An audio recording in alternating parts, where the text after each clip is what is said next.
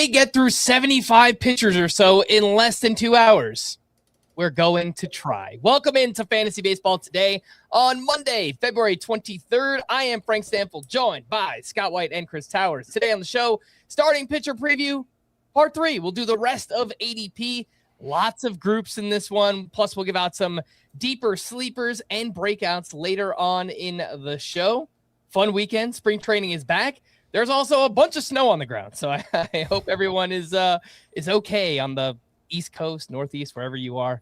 Stay safe. Let's get into starting pitcher ADP, and we're using Fantasy Pros average draft position, an aggregate of 6 different sources: CBS, Yahoo, ESPN, NFBC, RT Sports, and Fantrax. As always, subject to change.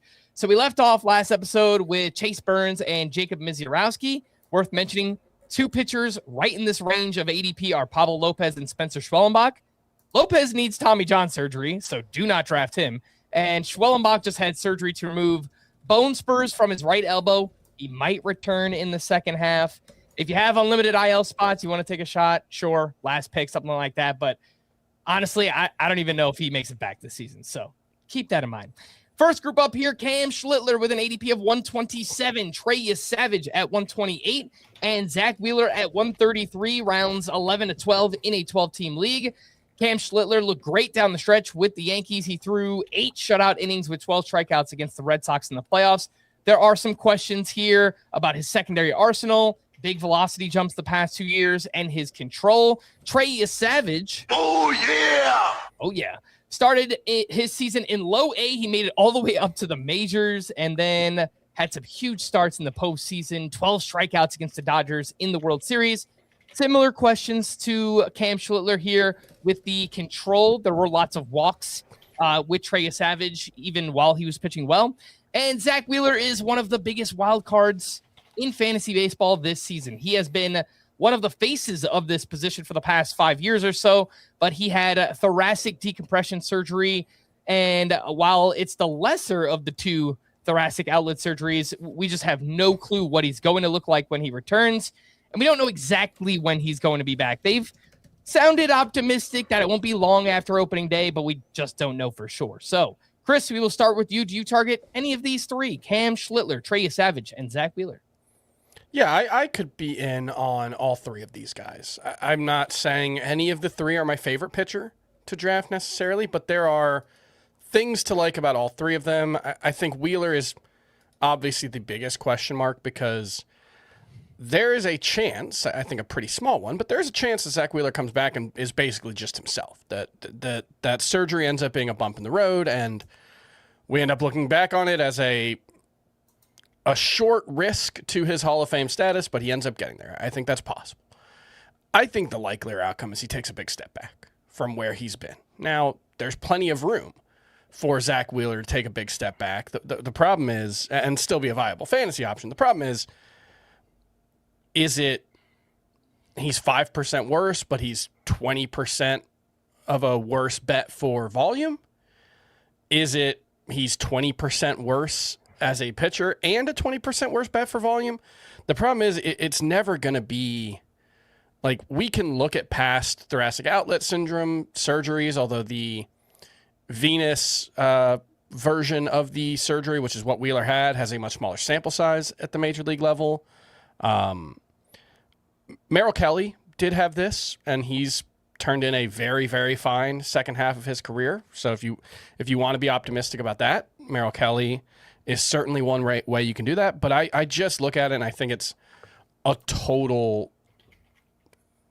unknown situation until we can see Zack Wheeler on a mound. And even then, the problem with any situation like this is it's not just, can Zack Wheeler be healthy in March? It's, can Zack Wheeler be healthy and good in March? But it's not just that question, of course. It is, does that tell us anything about how likely Zack Wheeler is to be healthy and good in April, May, June, July, September, etc.?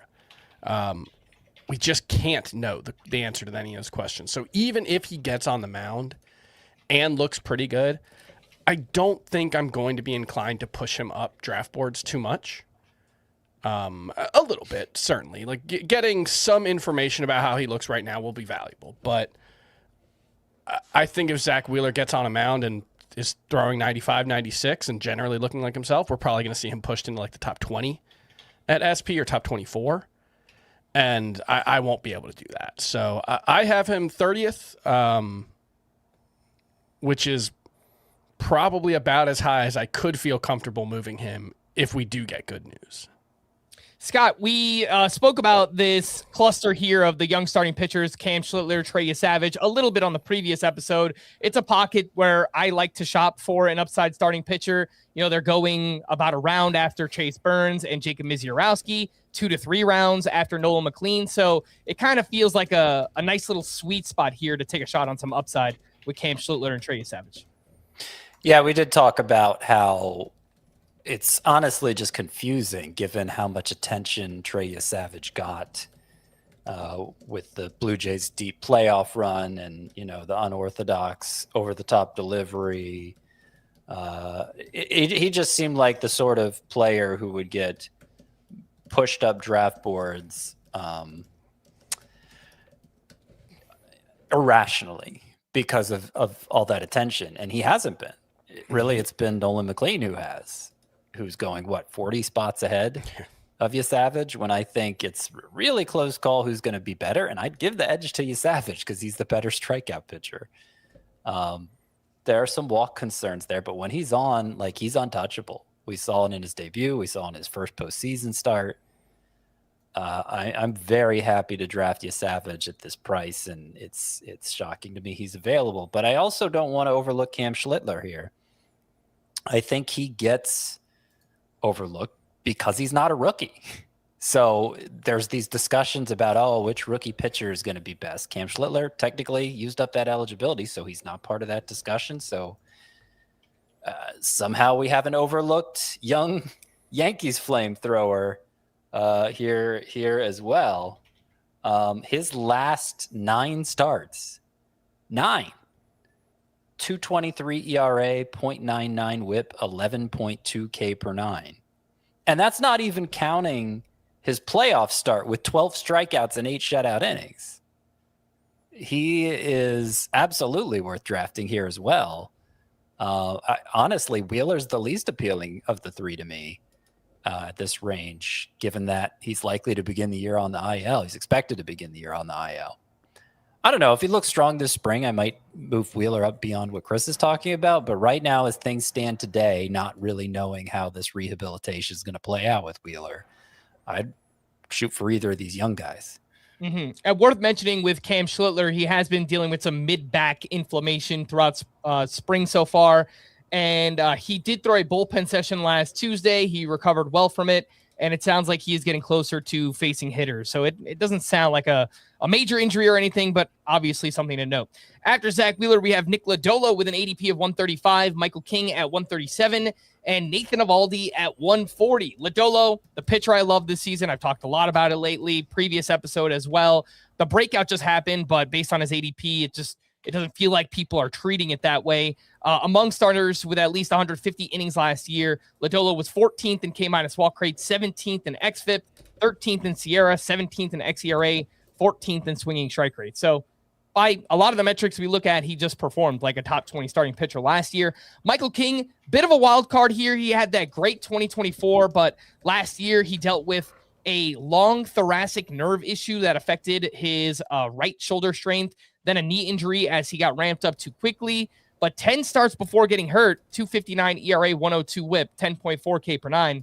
He looked pretty good once again. And Eovaldi just had this random mid-career breakout at 35 years old, 173 ERA, 0.85 whip. He did change up the pitch mix, lowered the velocity. Feels like maybe that was on purpose, similar to his teammate Jacob deGrom.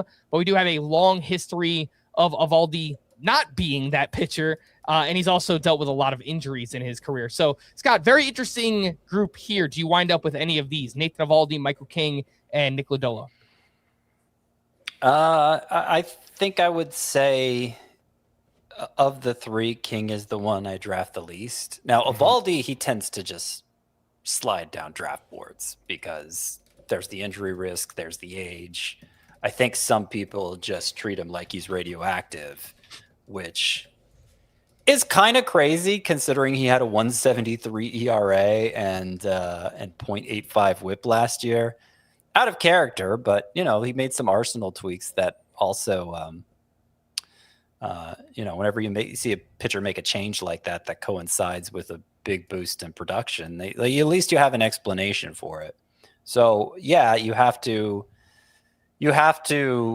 expect less than a full season from Eovaldi, but I think he's nice ratios help here. I prefer him for that role than like a Drew Rasmussen for that role, who his outings are almost certainly going to be short and the strikeouts aren't going to be there. It's just really hard to get around with Eovaldi elbow and shoulder injuries in the same year, including a shoulder strain that ended his season in late August. I think the price is fine overall. I think you are getting enough of a discount, and I do agree that I would rather draft Eovaldi than King. But I don't know. I think they're not super high upside picks, I think, just because I think there are obvious limitations to how much value you're going to get out of either of them in all likelihood. I think that's probably more true of Eovaldi. But as your fifth starter, I think they're both fine. And there's a decent chance you can get them both in that range. There are pitchers going later who I like a little more. Like I'm kind of surprised, and we'll probably get to him pretty soon, but like Tatsuya Imai basically signed the same contract as Michael King. I think that should probably tell us MLB teams expect pretty much the same thing from the two, and Imai's quite a bit cheaper than Michael King. So I do think there's a little bit of inefficiency in this marketplace with regards to a couple of these guys. I hear you on the Eovaldi thing. It's just every year it's shoulder and elbow stuff, and like it's hard for me to Chicken Little it at this point because it's just part of the way things play out for Eovaldi, and he comes back and it's just what if the shoulder injury happens in May this year instead of August? Sure, and then you lose the whole season. He did make a spring start this weekend, and again, I'm trying not to overreact to spring stuff, but worth noting that his velocity was actually intact. It was actually up a little bit from where it was last year. So I think that's at least some good news there on the arm strength there for Eovaldi. And I didn't touch on your favorite here, Nick Lodolo, Frank, who I would also say is my favorite to draft from this trio. And in fact, I have him ahead of even Trey Yesavage and Cam Schlittler, as high as I am on them. We talked about this on the Valentine's Day episode. My initial ranking of Lodolo was lower because the strikeout rate dipped last year and he wasn't as much of a ground ball pitcher. And okay, he stayed healthy, had a good ERA, but it seems to me like things are trending the wrong direction here. That's what I thought as I looked at those overall numbers. But there was a turn over the final 3 months, 11 start span, July on. He missed most of August, so it was just 11 starts. But he started throwing his curveball more. That's his best pitch. He had a near 16% swinging strike rate in those 11 starts. He was missing bats as well as anyone this side of Tarek Skubal. So I am very excited about what Nick Lodolo's future offers, especially since he's coming off a relatively healthy season. Again, other than that time he missed in August. Yeah, I have him ranked as my SP 26, Nick Lodolo, and the ADP here is SP 39. So good chance I'll wind up with a decent amount of Lodolo in the remaining drafts that we do. Before we hit our first break, again, it was an exciting weekend of spring training action. We got a bunch of news as well, so make sure to tune into our FBT Express episode later today. That will be in the same feed here on the audio side. It will also be up on YouTube, so we'll break down some of the news and some of the things that we noticed, pitch mix stuff and velocity and things like that. But make sure to hit the like button. If you haven't already, subscribe to the channel. Let's take that break. We'll be back right after this. This isn't just combat. It's cinema. Ready or not, here I come. Let's go! Are you not entertained? The new home of UFC, Paramount Plus. Welcome back in Fantasy Baseball. Today it's our starting pitcher preview part 3, and we'll continue on with ADP. After Eovaldi, the next group includes Luis Castillo with an ADP of 140, Ryan Pepiot at 143, and Emmet Sheehan at 146, rounds 12 to 13 of a 12-team league. Castillo clearly in decline. It's been mostly graceful thus far. It looked like it was crumbling there in August, but then he finished strong over his final 4 starts. He remains a good volume play, but can he fight off Father Time for one more year? I don't know. It's going to be me that gambles on Luis Castillo. Not at this cost. There's still way more exciting pitchers available. Like this is it feels a lot like Sonny Gray when we were talking about in part 2, where okay, this is a pitcher clearly in decline. You want to draft him after the exciting options are gone. It's just kind of an innings stabilizer type. That's not how Castillo's being drafted. Ryan Pepiot strikeouts took a little bit of a step back without Tropicana Field, but I think we get closer to 2024 production this season. Mid-3s ERA, solid whip, over a strikeout per inning. And Emmet Sheehan looked great in his return from Tommy John surgery. 2.82 ERA, 0.97 whip, 10.9 K per 9, 15.6% swinging strike rate. All of that is awesome. And I do feel better about the opportunity now that Blake Snell is already hurt. I do think there's a cap here at some point. It's probably like 140 or 150 innings for Sheehan, but they could be really, really good 150 innings there. So, Chris, I like Pepiot and Sheehan a lot in this range. How about you? Yeah, I think this range is pretty good. Castillo, like you guys said, I think he's easy to pass on. He's a pitcher you settle for, but there's nothing necessarily wrong with getting a Seattle Mariners pitcher at this point in your draft because they're going to be good at home, at least. I think Castillo, you do have to be pretty cognizant of, 4.71 ERA away from T-Mobile Park. So really good home streamer whose end numbers should be pretty good, but there are some real better limitations. deep league play, like a higher floor kind of guy, I guess. Yeah, but like Sheehan, well, there's huge upside here. I mean, he's put up like elite reliever swinging strike stats over the past couple of seasons when he's been on the mound. Mm-hmm. I wish the Dodgers seemed to like Emmet Sheehan as much as we all do. And that's always a disconnect I struggle with because even after Blake Snell's injury, where it looks like he's not going to be ready for the start of the season, I was reading an MLB.com story the other day that was talking about Sheehan having an inside track for the final rotation spot. And it's like, well, there shouldn't be any question that Emmet Sheehan's in the rotation, and maybe there isn't. Maybe this is just the way they're choosing to talk about it, but he's in the rotation. When I say inside track, I mean he has it unless he loses it, basically. Yeah, and that could be the case, and I think he's good, and I expect he'll hang on to it. It's just when there were starts to be skipped last year, it was Sheehan getting started. When it came time in the postseason to move people to the bullpen, it was Sheehan getting moved to the bullpen. Mm-hmm. The three of us, the people listening to this, the larger fantasy community, I think we think about Emmet Sheehan as if he's not that much beyond like Tyler Glass now at this point in their careers. I think it's clear that the Dodgers don't look at it that way.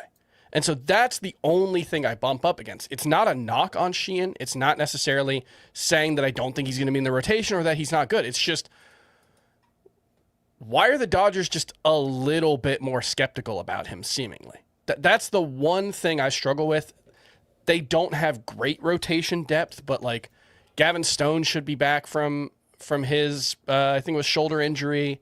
And they do have a couple of other guys who are in the mix. Justin Robleski and Ben Kasparius are also in the rotation mix, apparently. I think Sheehan will be in the rotation. I think he'll be really good. Mm-hmm. But it does make me think, like, man, what if he has a couple of bad starts and then Blake Snell's ready and they just pull him from the rotation? They need 6 men anyway.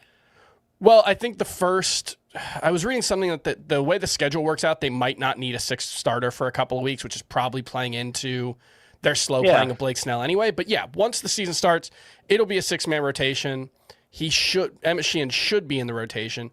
Well, I would think, given what we saw last year, Roki Sasaki should be the first one to get moved from the rotation if it comes to that. I mean, like Frank was saying, I don't think Sheehan's going to throw. They are going to play games with Sheehan's role. They always have. They still have the pitching depth that they can, and he only threw so many innings last year, so it is going to happen. I I don't mind at this range of the draft because I think it's true for a lot of the pitchers. It's not true for Luis Castillo, but you're getting a lesser pitcher. So there's a trade-off there between impact potential and just availability. But I think Sheehan has a clearer path now than he's ever had before. And I agree with that. Yeah. he obviously, I mentioned this in 2.0. I talked about Sheehan as one of my breakouts. Over his final 6 appearances, 3 of which lasted 7 innings. So, half of them, they were letting him go. 1.11 ERA, 0.62 with 12.5 K per 9. And a 19% strikeout rate, which is insane. It's basically unprecedented. Strider did it in his huge season, but otherwise it's never been done before. Just a 6-star sample, or 6 appearance, because technically some of them were following an opener. Wasn't there like a 7-inning start or like relief appearance in there? I think so. That's why I have to be very careful how I phrase it. Yeah. But that's exactly what you're talking about too. It just seems like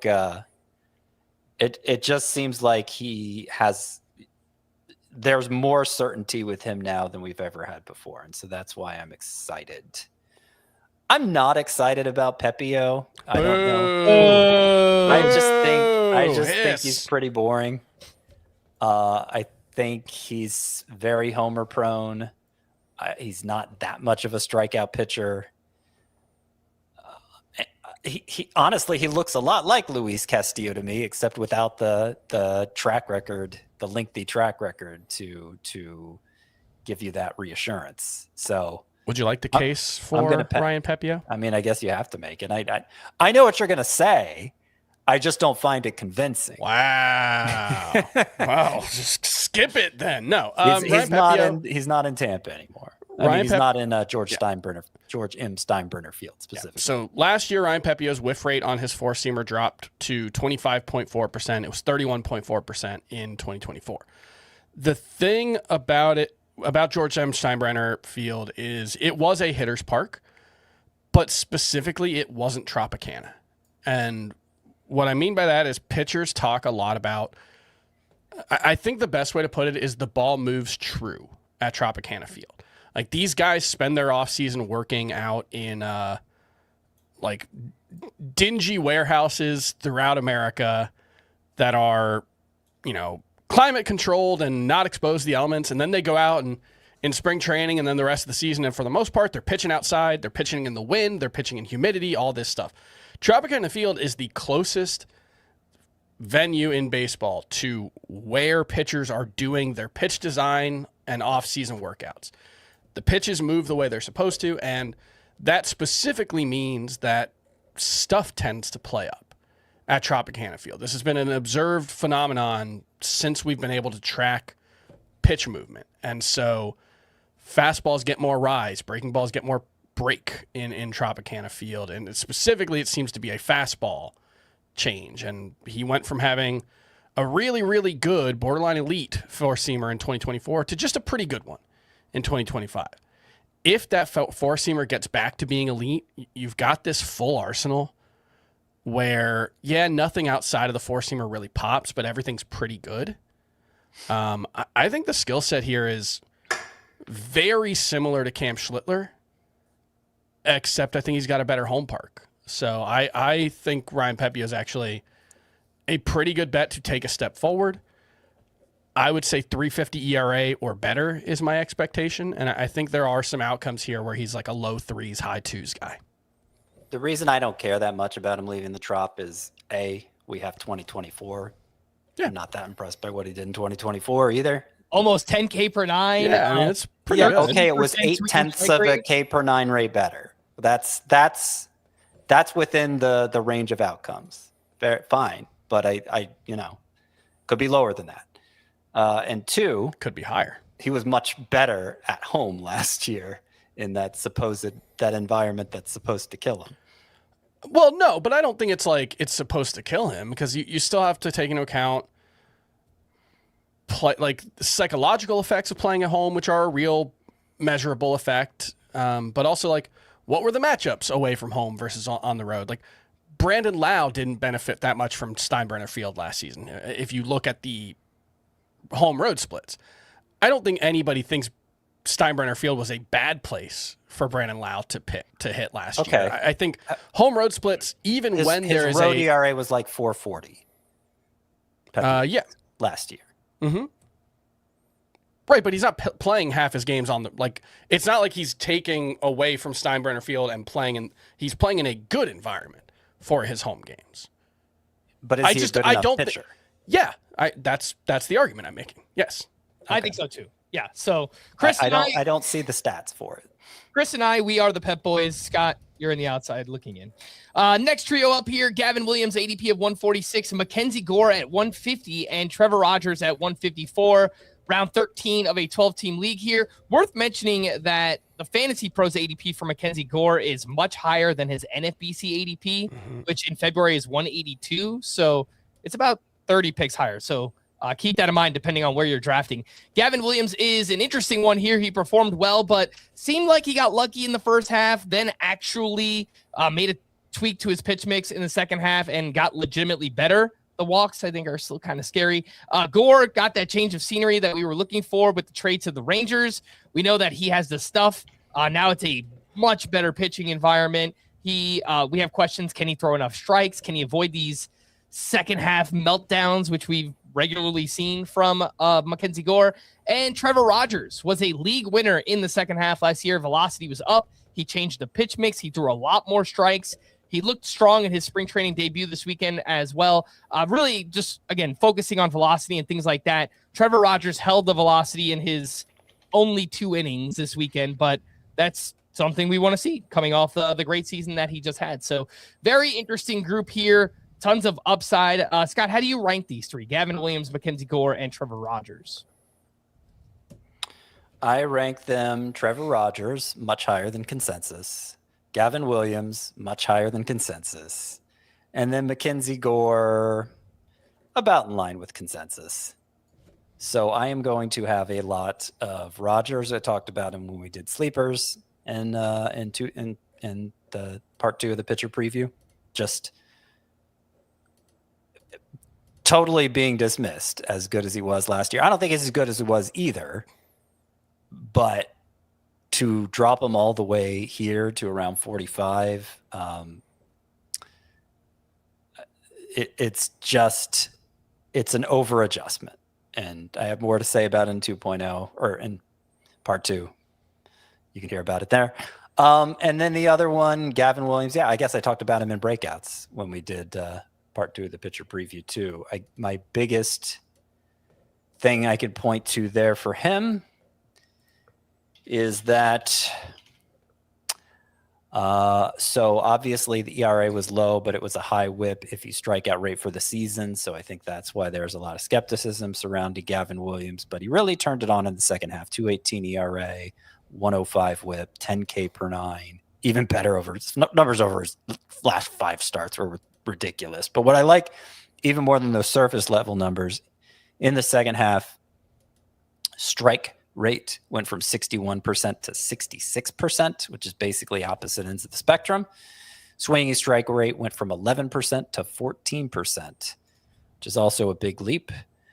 And apparently there was a mechanical adjustment tied to that. The way he positioned his hands to begin his delivery helped him to throw strikes better. You see the results. They were great. I think this is a very talented pitcher. We loved him coming out of the minors. I think Gavin Williams turned the corner last year.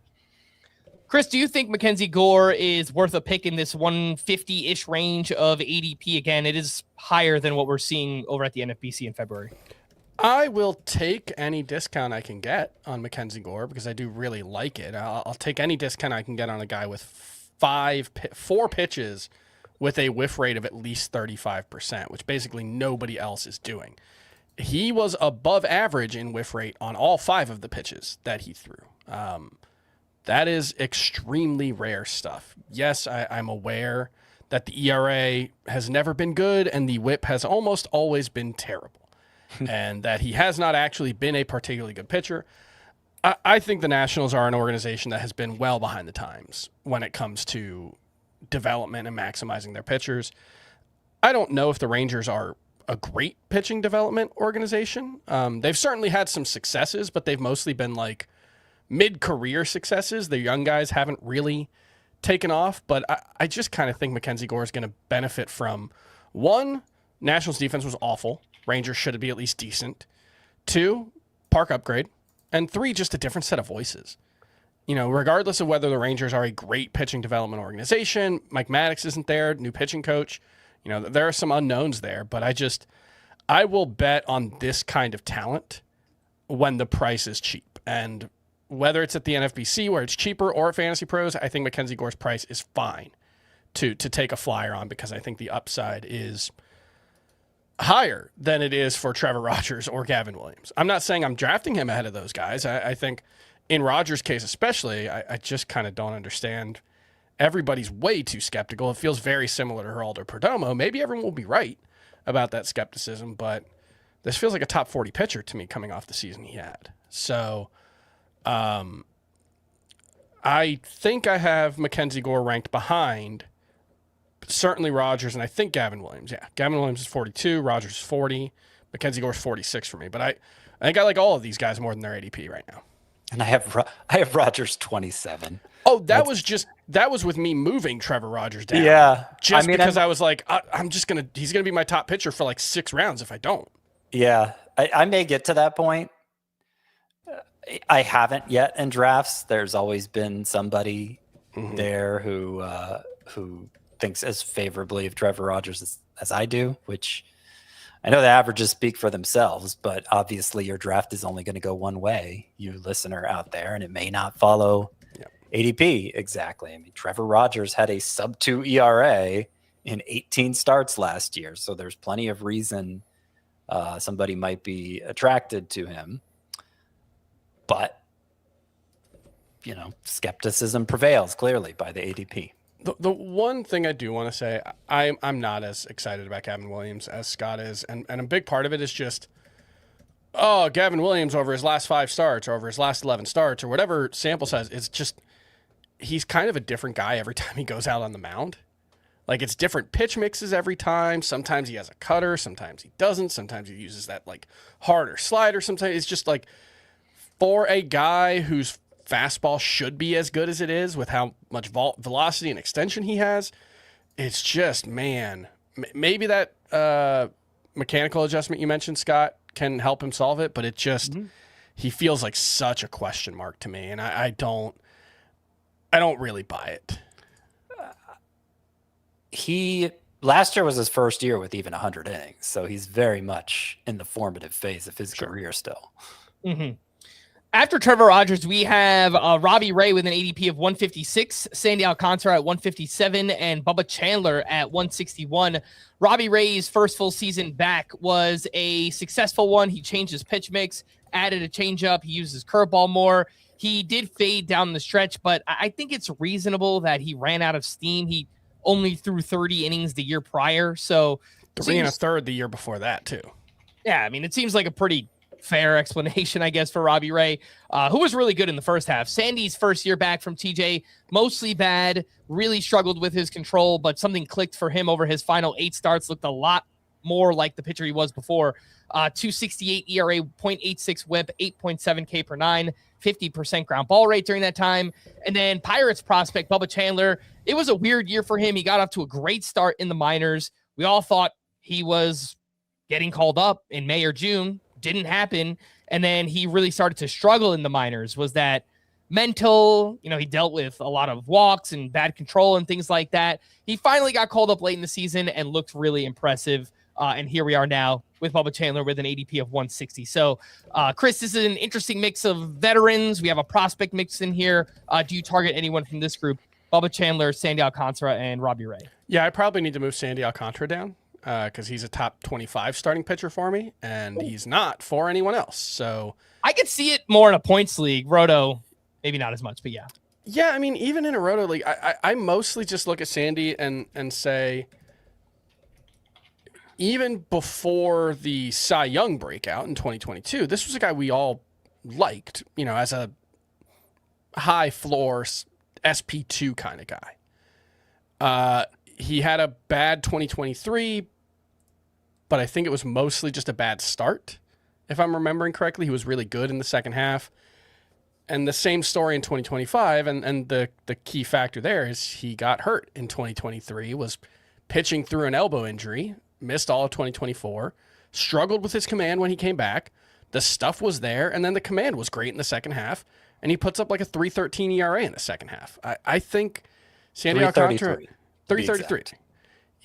I think Sandy Alcantara is who he always was.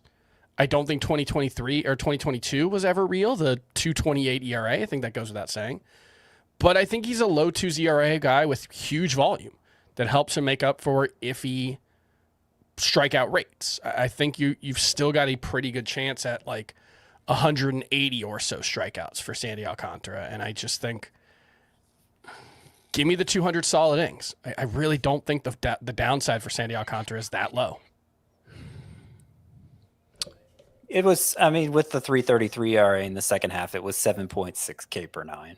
And that, between that and pitching for the Marlins is why I'm not excited about him. I agree, Frank, that points league, it's a different story. You don't value strikeouts as much there. You value volume more.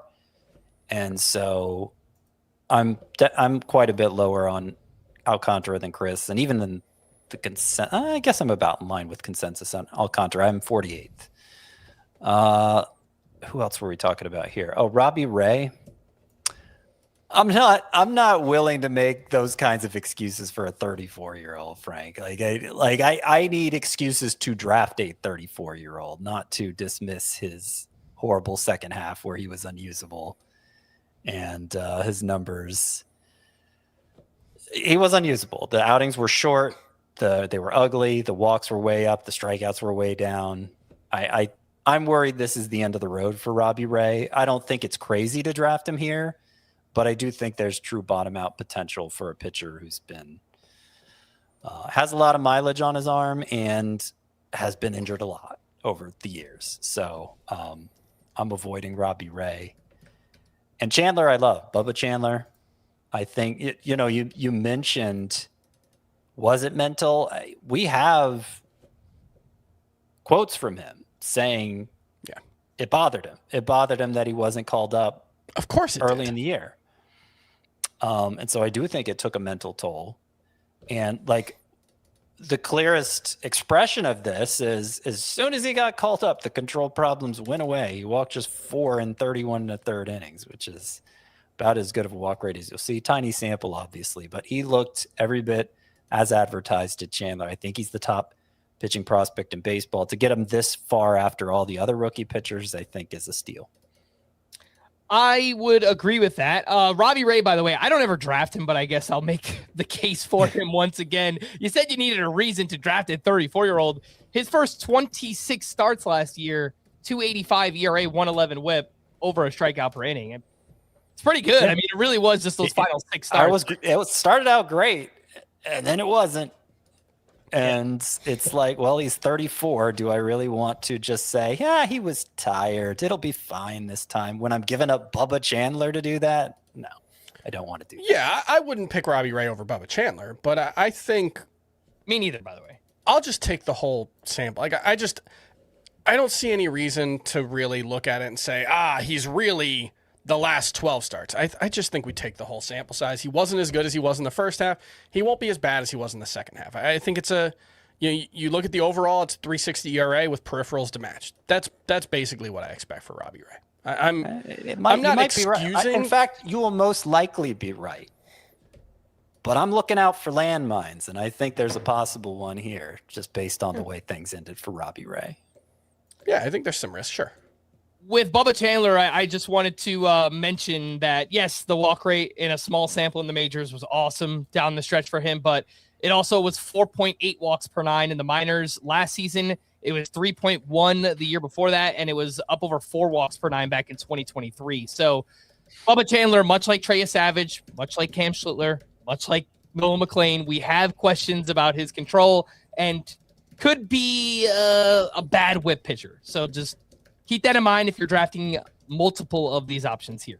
After Bubba Chandler, we have Drew Rasmussen with an ADP of 164, Ranger Suarez at 166, Tatsuya Imai at 171. Rasmussen finished as the SP 18 in a Roto categories league last year due to the great ratios, 276 ERA, 102 WHIP. The strikeouts went down, but I do think they can tick back up a little bit here in Tropicana Field. But he's pretty much capped at 150 innings. We've talked about that a lot.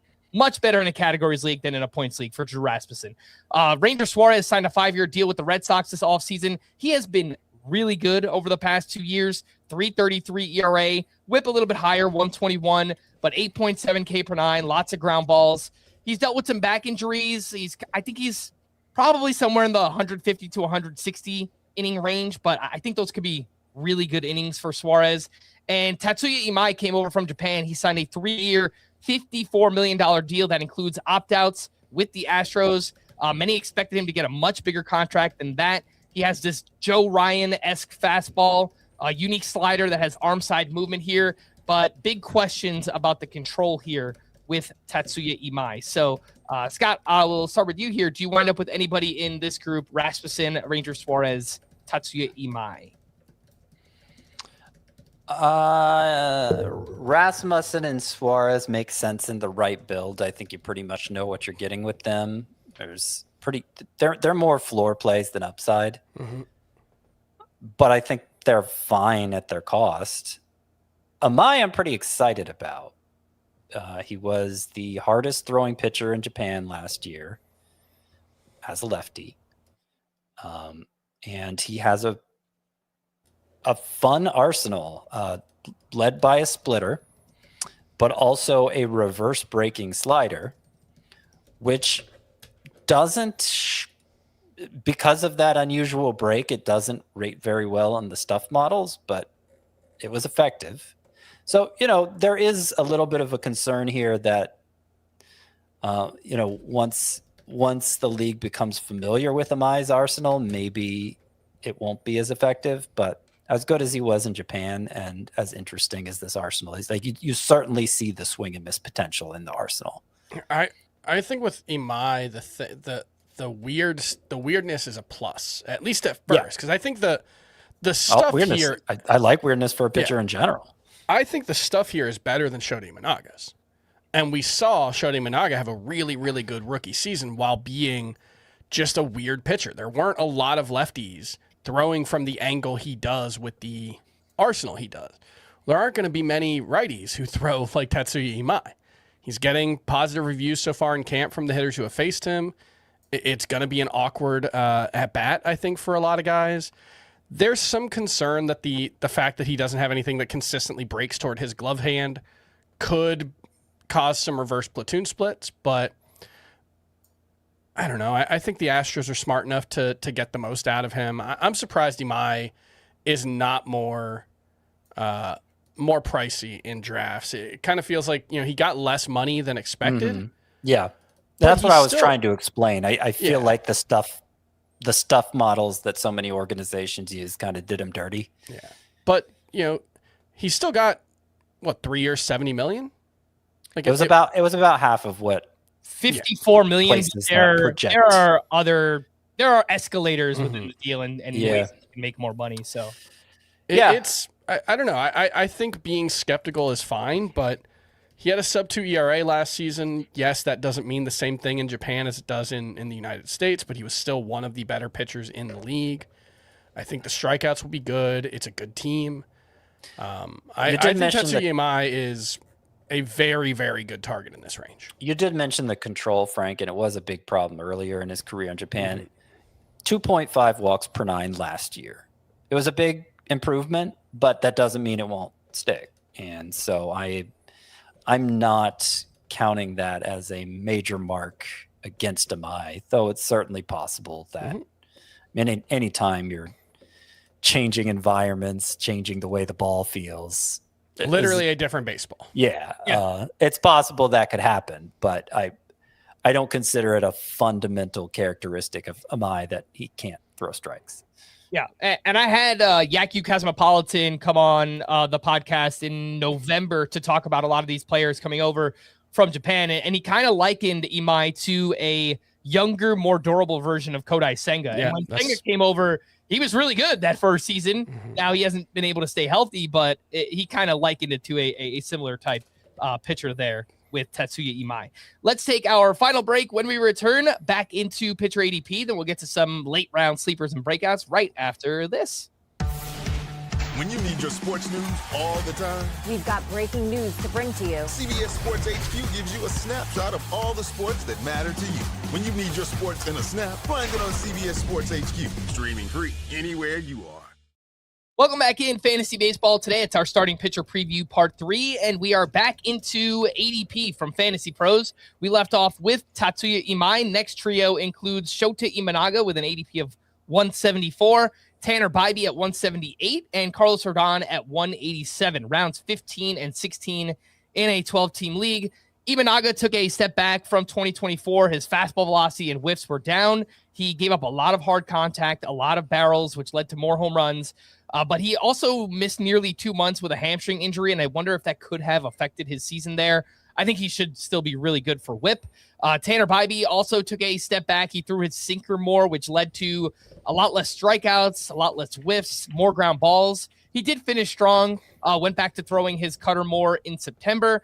And Carlos Rodon had his best season yet with the Yankees, finished as a top 15 starting pitcher in both formats. He tweaked his pitch mix. He threw more changeups and added a new sinker. But then after the season, he had surgery to address a bone spur in his left elbow. And as of this past weekend, he has tossed 6 to 7 bullpens so far, and they're hoping for him to return in late April, early May. So, Chris, nice discounts on this group from last year. Do you find yourself winding up with any of Carlos Rodon, Tanner Bibee, and Imanaga? I think if I was going to target anyone from this group, it would probably be Rodon. Just because I have more faith in the skill set there, but it's really hard to actually make that case when he's coming off elbow surgery, even relatively minor elbow surgery just to clean up bone spurs that happened in October. They're giving him plenty of time to recover. So I think he'll be fine. And I do think he's a target, but you have to know he's currently not pitching in competitive games. He's thrown some bullpens this spring and looks like he's going to be ready by late April. Oh boy, my lights are flickering. Sorry. I lost my power 4 weeks ago for like 5 days, and I'm really worried that it's going to happen again with this snowstorm. So Please, no. fingers crossed. Gosh. So Rodon is the one I'm targeting most out of this group. Imanaga. Yeah, if I could just interject on Sure. Rodon real quick. I feel like he was the first big arm to get hurt. And so he got moved way down the rankings very early on. But now other pitchers have gotten hurt. They're going to be out longer than Rodon. And I feel like Rodon is still being treated as a special case. Like he is considered more toxic than the others, as Chris looks worried about his lights. So I'm with you in that. I actually moved Rodon up recently because it's like, well, if I'm going to draft Wheeler this low, and I'm lower than Wheeler than the consensus, but I felt like Rodon has a clearer timetable at this point, even if he's not quite as good as Wheeler, presuming we get normal Wheeler. Yeah. I've wound up with Imanaga in a few drafts so far. It's just, I really like that whip help that you get with him. And I do think, again, that he bounces back a little bit. I think the hamstring kind of threw off his season a little bit last year. He's not going to maintain a 219 BABIP again this season, even as a fly ball pitcher. So I think the whip could come up a little bit, but I think it's still going to be helpful. Like, even if it regresses, you could get a 110, 112 whip out of Imanaga, and that would be a help where he's going. Yeah, I think if given how hard whip is to make up ground in, a lot of the pitchers we're looking at now, okay, Ranger Suarez, he's solid, but it's going to give you a high whip. So Imanaga is kind of, I'm thinking of him as kind of a whip specialist at this point. I expect him to hurt you in ERA, and I don't think he's going to be a big help in strikeouts either. But if the whip is low and he pitches deep enough into games that he can get some wins, I think he's fine.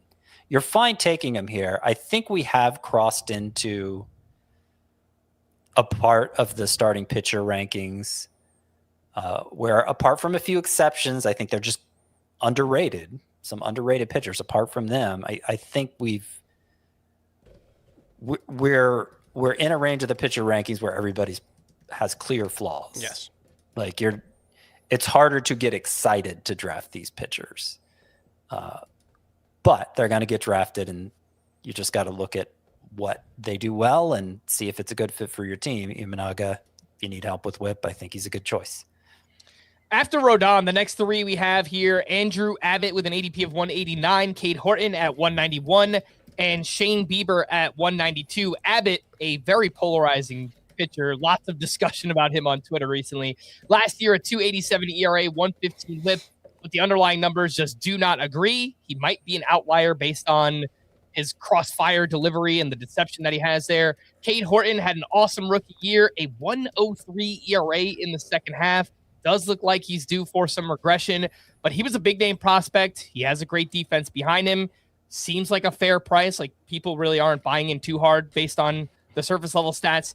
And Shane Bieber will not be ready for the start of the season because of forearm fatigue he dealt with after the playoffs. He has progressed to throwing from 120 feet, which is good news, but we're not entirely sure when Shane Bieber will be back and if he can stay healthy. So, Scott, I typically don't go after anybody in this group myself, but I could be wrong. I'm not going after any of them intentionally either. Abbott, I think he's fine. We've been worried about Abbott ever since he broke into the league because he's one of the most extreme fly ball pitchers, playing at one of the most extreme home run parks. And he's not a big bat misser on top of it, but he allows such weak contact that it seems like it works okay. I just don't think the upside is particularly enticing. And, he has stretches like he did to close out the season. It kind of feels like whatever advantages he gave you early in the season weren't worth it. They weren't quite enough to justify the correction that came later, the 4.95 ERA over his final 7 starts. So he's priced fine. I just feel like I've done something wrong with my pitching staff if I feel like I have to go after Abbott here. I don't really buy into Cade Horton's ERA. I don't think anybody does. He'd be going way earlier. But it's just worth noting he had a 103 ERA over his final 12 starts. That is not a particularly believable stat, but an amazing stat from a rookie, no less.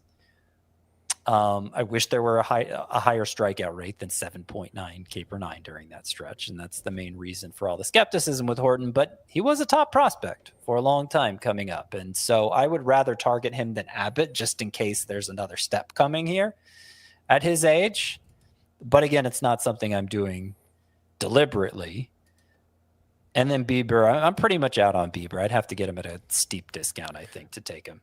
The good news is in the month of February in NFBC drafts, Shane Bieber's ADP is like 245. So That you might can be get a steep enough. That's You maybe can your get a last steep round discount. pick. Yeah. Yeah. I will say on Horton, I wish, yes, big name prospect. Yes, very successful rookie season. I wish there was a more obvious skill I could look at to say, yes, this is what he builds on. Like, it's a decent four-seamer, but not really a great one. He got good results on it, but the underlying quality of contact metrics weren't very good for Cade Horton's four-seamer. It was only a 15% whiff rate. There is room for him to throw the sweeper and curveball and change up more and get better results and take a step forward as a strikeout pitcher. But then I come back to Cade Horton missing almost the entirety of the 2024 season with arm injuries. I think it was a shoulder that limited him to like 20 or 30 innings in 2024. And so it's like, well, okay, he's got to get better and he's got to stay healthy. And I don't know how likely either of those are.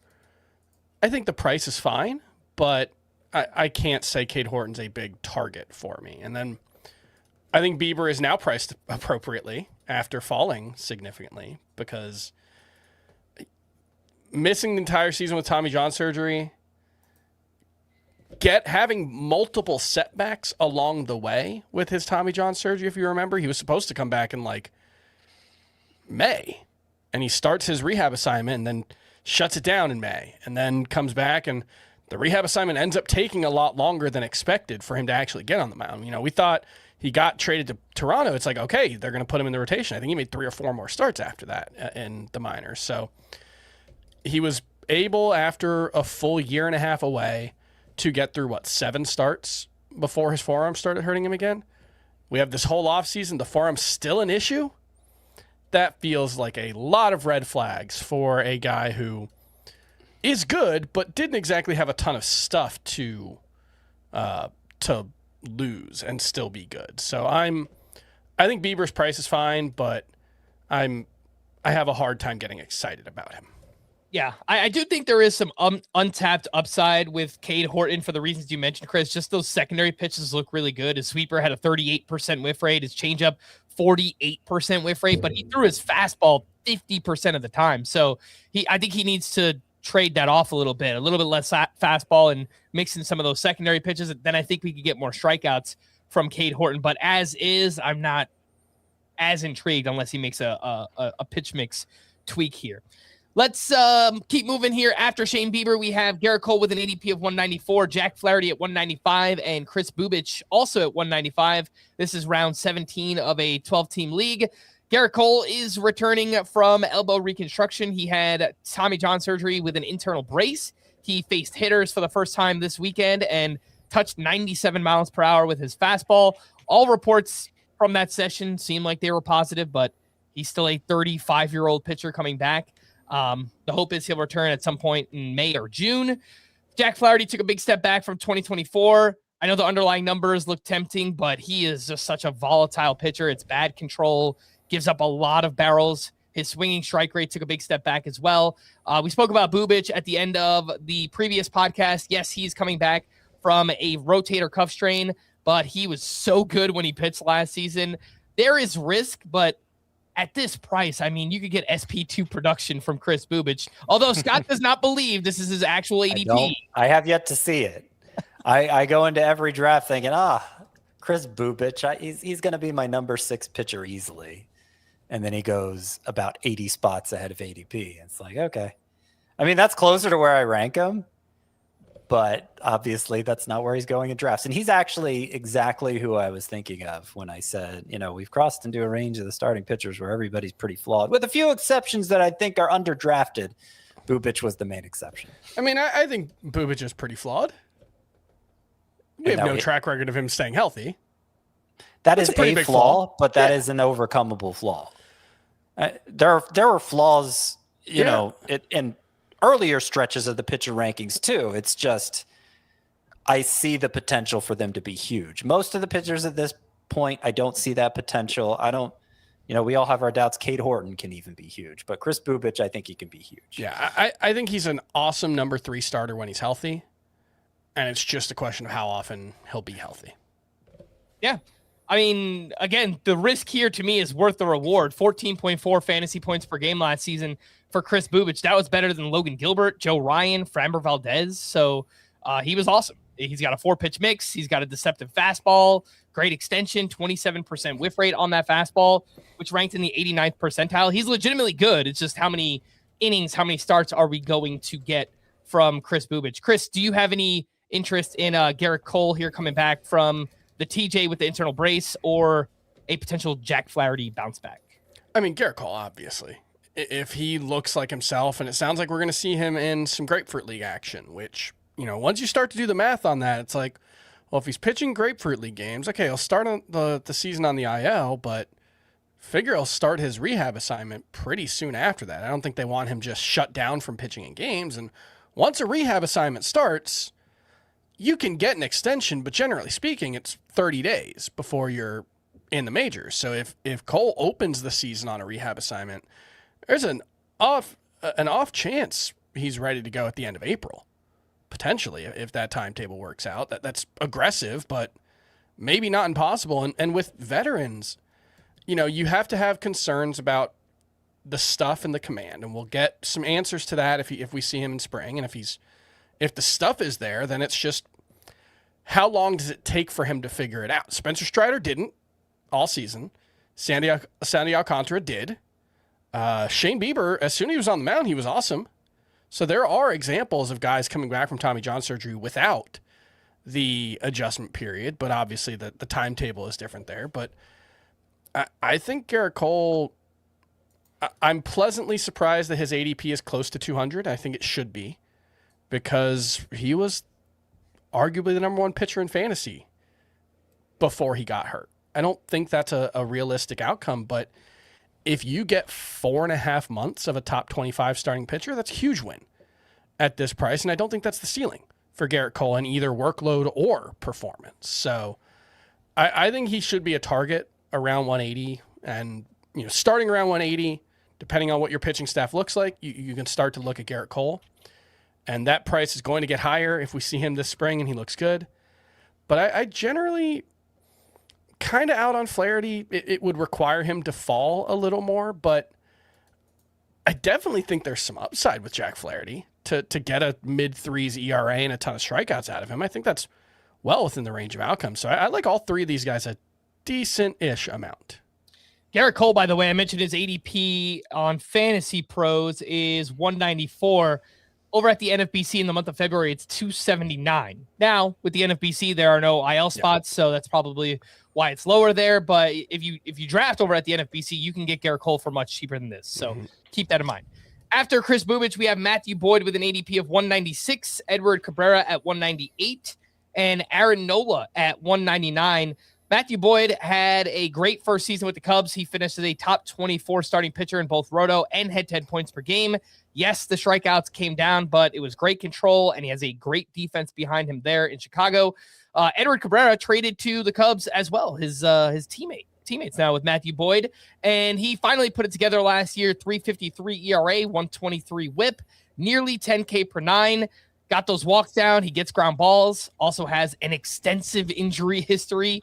And Aaron Nola had the worst season of his career. Major issues with hits and homers allowed.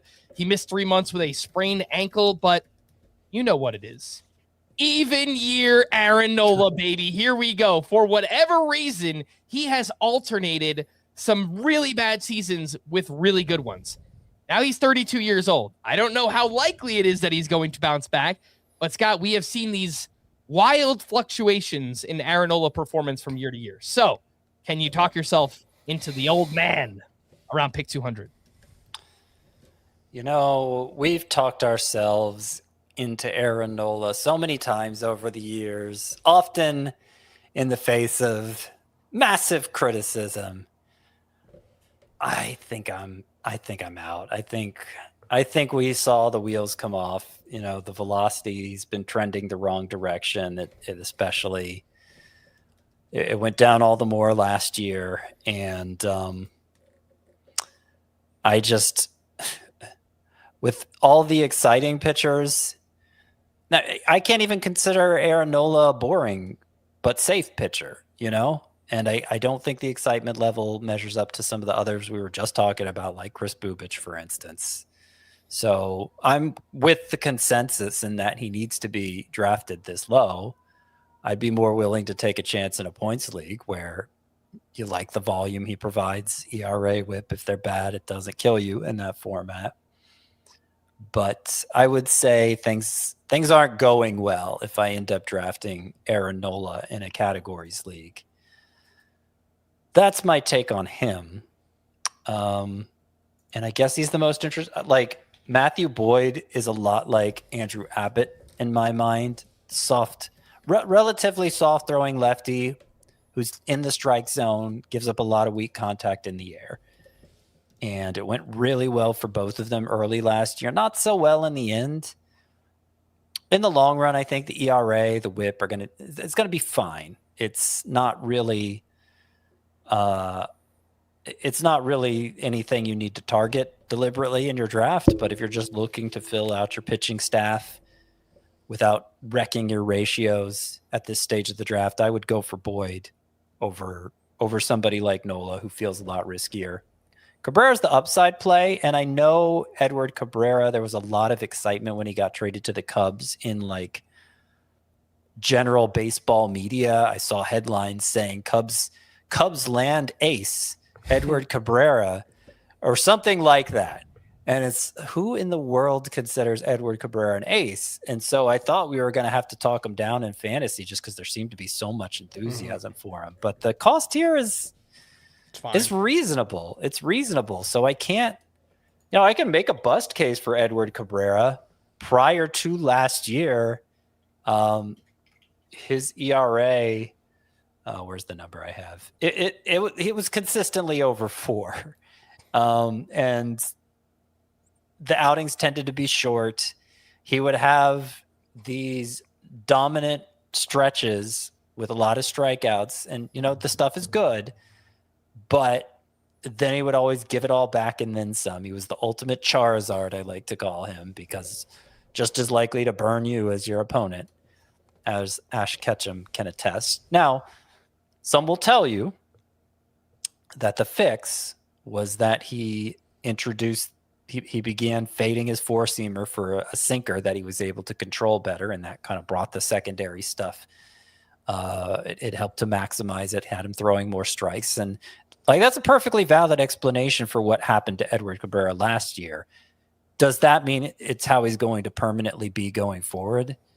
And as many times as we've seen Edward Cabrera give back the gains, I'm not confident he's just going to continue with what worked for him last year. Again, at this price, it's a reasonable enough gamble. I just don't want to go in thinking if I draft Edward Cabrera here that, yes, I'm set with him. He's totally fixed now. He's going to be awesome.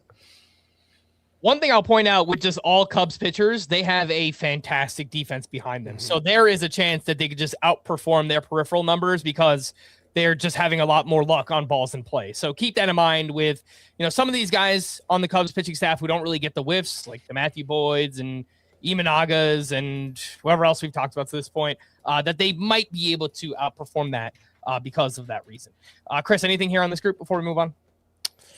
No, I think with Boyd, Cabrera, and Cade Horton, I'm just kind of surprised that they're cheap as they are.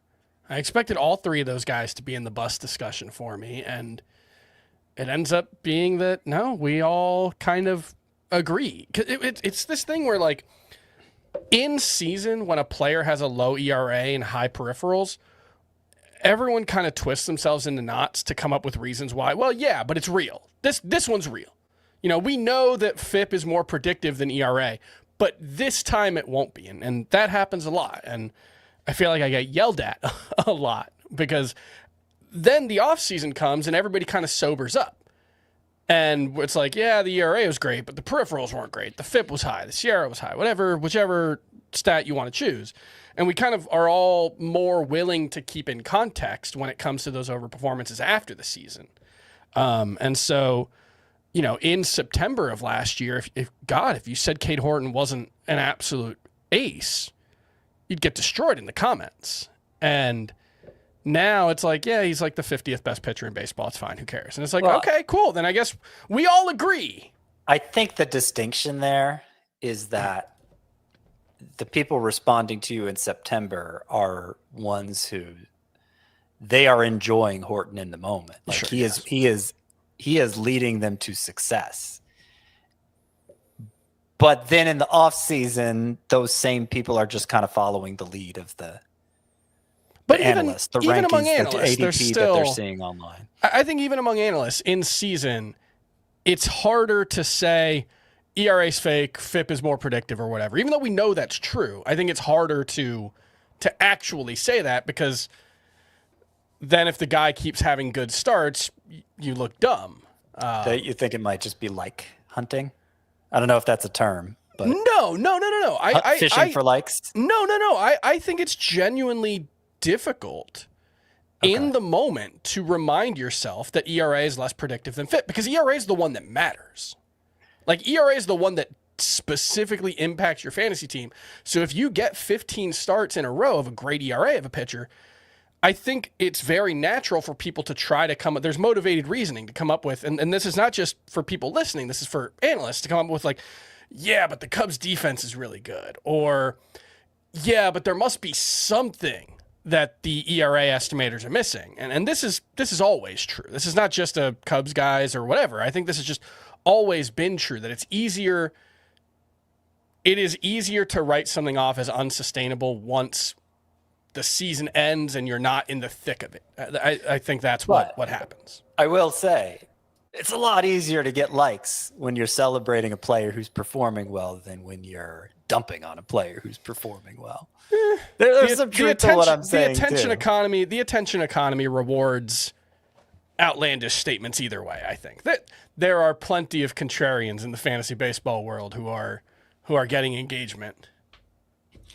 All right, let's move away from ADP here and talk some late round sleepers and breakouts, names that are going outside of the top 200 in ADP. And yes, we still have a lot of ADP to get to. After this, we'll go in groups of 5 and try and move a little bit faster through some of those. But Scott, any late round sleepers outside the top 200 you would like to highlight? Did we do Musgrove already?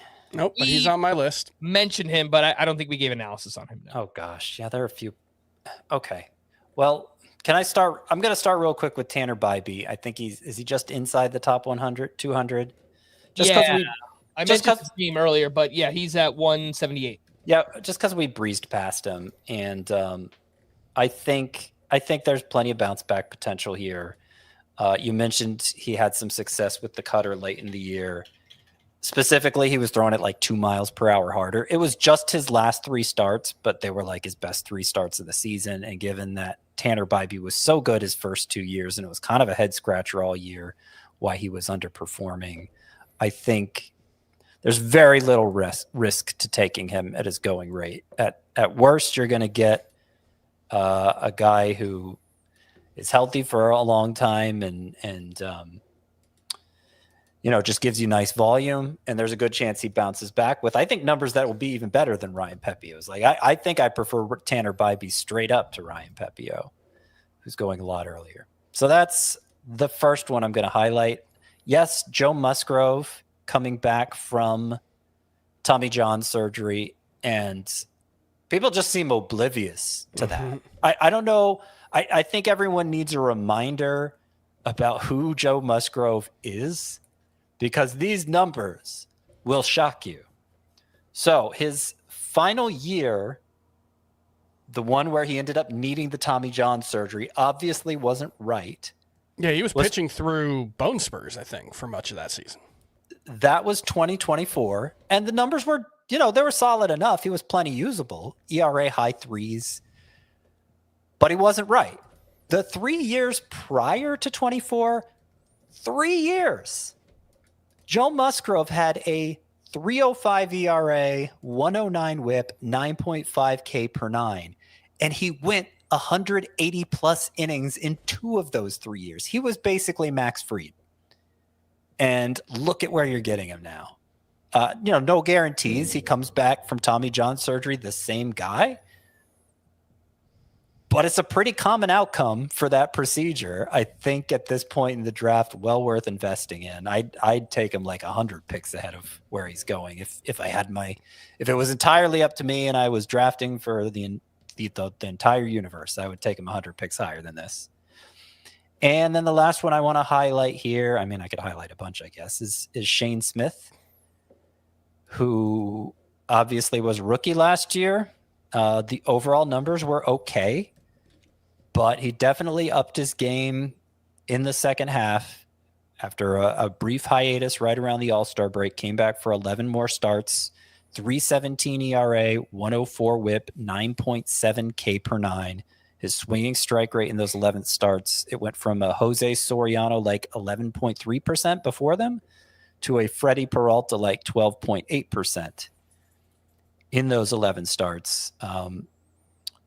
Continued to develop a kick change. That was part of it. Improved strike throwing. Just some of the adjustments you'd expect for a pitcher so young.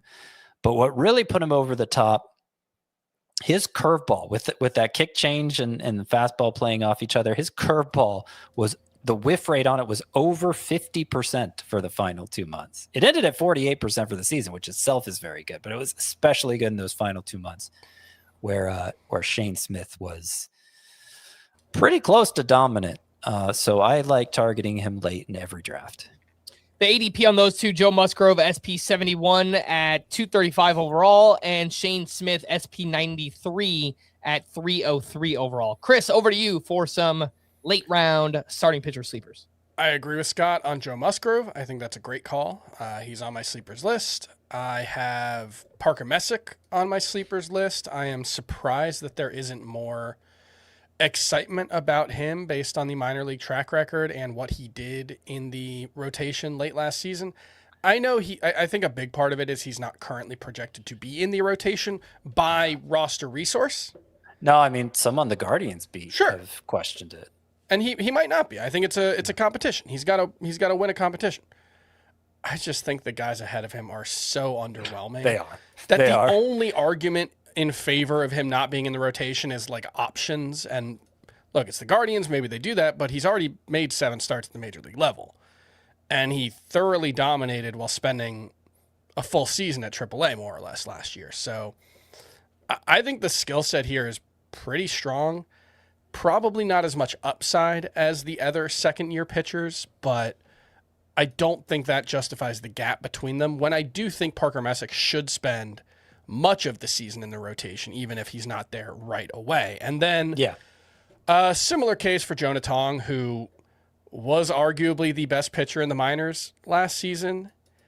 Doesn't seem like he will be in the opening day rotation for the Mets, although I think there's a chance. He probably needs an injury to get that chance, but when him and Nolan McLean made their debuts, it was not at all clear that Nolan McLean was the better pitcher. In some cases, Jonah Tong was ranked higher. He certainly had the better season. Obviously, now that we've seen them both at the major league level, and Nolan McLean looked really good and Jonah Tong looked a little lost, okay, you take Nolan McLean ahead of him, but if we end up in a couple of years with Jonah Tong the better pitcher than Nolan McLean, I don't really think anybody should be all that surprised. He's a super talented pitcher who has a very unique approach. He's working on, I think, a slider or a curveball this spring, so I'm excited to see what that looks like because I think he probably needs a more reliable third pitch. But Jonah Tong is super interesting and extremely, extremely cheap. So I like him. I like Peyton Tolley if he ends up in the Red Sox rotation. There's a lot of guys like that. That's just... I'm not even sure Connolly Early is going to wind up in the Red Sox rotation. Are they in the rotation? Maybe not. Is Zebby Matthews in the rotation? Maybe not, but I like him. I like him too.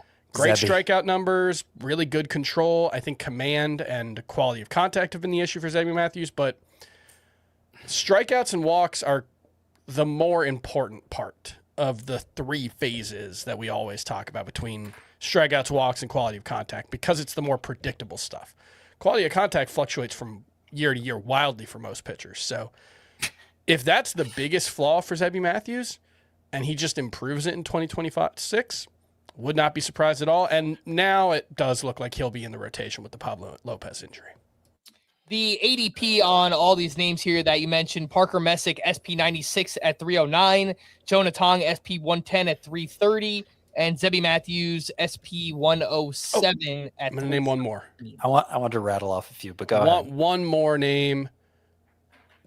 This time a year ago, there was a starting pitcher who was clearly ahead of every single rookie and second-year pitcher we've talked about over the course of the past 3 episodes, and his ADP is outside of the top 300. That is, of course, Andrew Painter, who had a miserable season in the minors coming back from Tommy John surgery, but early reports in spring training have been really promising. Yeah. There were some mechanical inconsistencies that he was dealing with while coming back from Tommy John surgery, but this was a guy who was supposed to make his MLB debut as a 19-year-old back in 2022, I think, is when Andrew Painter looked like he was going. Yeah, I think that was what it was. Yeah, it was, because he missed all of 2023 and 2024.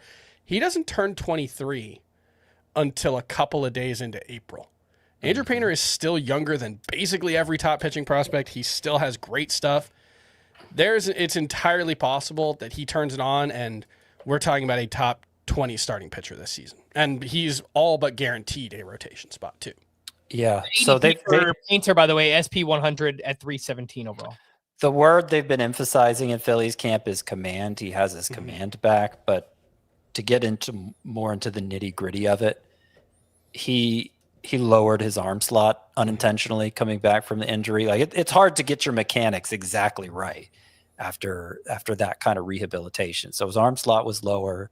It lost the shape on his fastball, kind of like we were seeing from Strider last year. And it affected his command as well. He wasn't throwing it from the right slot, but he seems to have gotten it back now, judging from the reports of Phillies camp. And, credit to all the prospect evaluators out there, because as ugly as it looked at times for Painter last year, he didn't slip much in the prospect rankings. And I think that seems like a wise call now. So yeah, I'm getting on board with him as a sleeper as well. Few others I want to mention here quickly. Sean Manaea. I'm back on board the Sean Manaea bandwagon. Of course, he was one of the players I loved last year. Missed a lot of time with injury. He had 11.1 K per nine to 1.9 walks per nine. Is about as good of a strikeout to walk ratio as you'll see. And yet it was a 5.64 ERA. Come to find out, remember the key to his breakthrough, the reason I liked him so much going into last year is he adopted that low Chris Sale-like arm angle. He kind of went overboard with it last year. It got too low, and he worked this offseason to regain the slot. Again, still had a great strikeout to walk ratio, even with that problem. I think there's a good enough case for Sean Manaea as a sleeper, but now finding out he fixed his mechanics, I'm even more enthusiastic about him. Bailey Ober, I think he was another a guy who suffered from a mechanical glitch last year brought about by a hip injury early on in his case. And he's totally forgotten in drafts. I think he's worth targeting. Cody Ponce of the Blue Jays, I think, was the most interesting of the American pitchers coming back from leagues in East Asia. I think he pitched in Korea specifically. But he made some velocity gains, some arsenal changes there, was very dominant, and is with the Blue Jays now, good run support, RP eligible. I think Cody Ponce is worth highlighting as a sleeper. Chris already mentioned Zebby Matthews. I was going to mention him too. The Braves duo of Reynaldo Lopez and Grant Holmes, I think, are so cheap that I'd be willing to get behind them as sleepers. Major durability concerns for both, but a month ago we were thinking they might not even be in the rotation, and now they very obviously are. Reynaldo Lopez, when he was last healthy, had a sub-2 ERA. I don't think anyone thinks he's that good, but again, these are like end of your draft type of picks. And then Holmes has always had pretty impressive swing and miss stuff. So I think they're worth highlighting as sleepers. I'll rattle off a few here as well. Chris, I agree with you on Parker Messick. I wrote him up in Sleepers 1.0. His teammate Joey Cantillo, another lefty with a disgusting changeup. It had a 49% whiff rate last year. Some questions about how much he has outside of that changeup, but he was really good. Final 5 starts, 155 ERA, 0.90 whip. Showed much improved control during that time. He made his spring debut this weekend. The changeup was up 3 miles per hour. His curveball was up 2.5 miles per hour compared to last year. So a name to watch there. Also competing for a spot in the Guardians rotation is Joey Cantillo. Robbie Snelling of the Marlins. Now they've, brought in some veterans, which I'm not so excited about, but I don't think it'll be long before we see Robbie Snelling. Big prospect pedigree. Yep. Came over from the Padres in the Tanner Scott deal a few years back. Had a rough 2024 in the minors. He bounced back in a big way last year. Has a 4-pitch mix, really good fastball and curve from the left-hand side. He gets ground balls. He limits hard contact. And he is a workhorse as a pitching prospect, which we almost never see. He went 6+ innings in 14 of 25 starts, which is, again, just very rare for a pitching prospect. So I do think we'll see his, Thomas White at some point as well, but I do think Robbie Snelling is the first one up there. Simeon Woods Richardson of the Twins. He finished last season very strong. Final 5 starts, 2.33 ERA, 0.81 whip, 12 K per 9 during that time. Started throwing his splitter more as the season went on, and it was a really good pitch for him. Had a 33% whiff rate on it. He made his spring debut this weekend. He threw that splitter 29% of the time. So I'd like to see the continued usage there for Simeon Woods Richardson. And last name here, Jacob Lopez, who's another one of these. I was going to sneak in and say him if you didn't. Yeah, he's another one of these kind of funky lefties, deception. He had some blow-up starts there towards the end, but 11K per 9, 376 Sierra, 363 xERA. It's a deceptive fastball. He gets big whiffs on it. He has 2 secondary pitches with whiff rates over 31%. Don't love that he's a fly ball pitcher in Sacramento. Ended the season on the IL with a left elbow flexor strain, but I definitely think there is some strikeout upside here with Jacob Lopez. Jacob Lopez is a testament to weirdness being a good quality for a pitcher. Now, because his raw stuff doesn't look great by any measure, but he gets strikeouts everywhere he goes. Now, I do think the league could catch up to that, and maybe that's what happened in the second half. He's being drafted so late that the reward seems worth the risk. You know, we've seen it work for guys in the past, like just sort of that same weirdness over stuff profile. Rich Hill comes to mind, and Joe Ryan more recently. Like Jacob Lopez could be in that same vein. All right, let's move into some late round breakouts if we have any left. Chris, let's go over to you. Oh, I think I emptied the tank. Sorry. That's all good. Chris, any names left here for breakouts, late round breakouts? There are some names I could talk myself into. Chris Bubich, whether you call him a breakout or a sleeper, I like him. Since we talked about them on this podcast, I will say Sandy Alcantara and Bubba Chandler, although I don't know if that's actually in keeping with the spirit of the discussion. I think there's a decent chance for a Bryce Miller bounce back. I think there's a decent chance for a Zack Gallen bounce back. Logan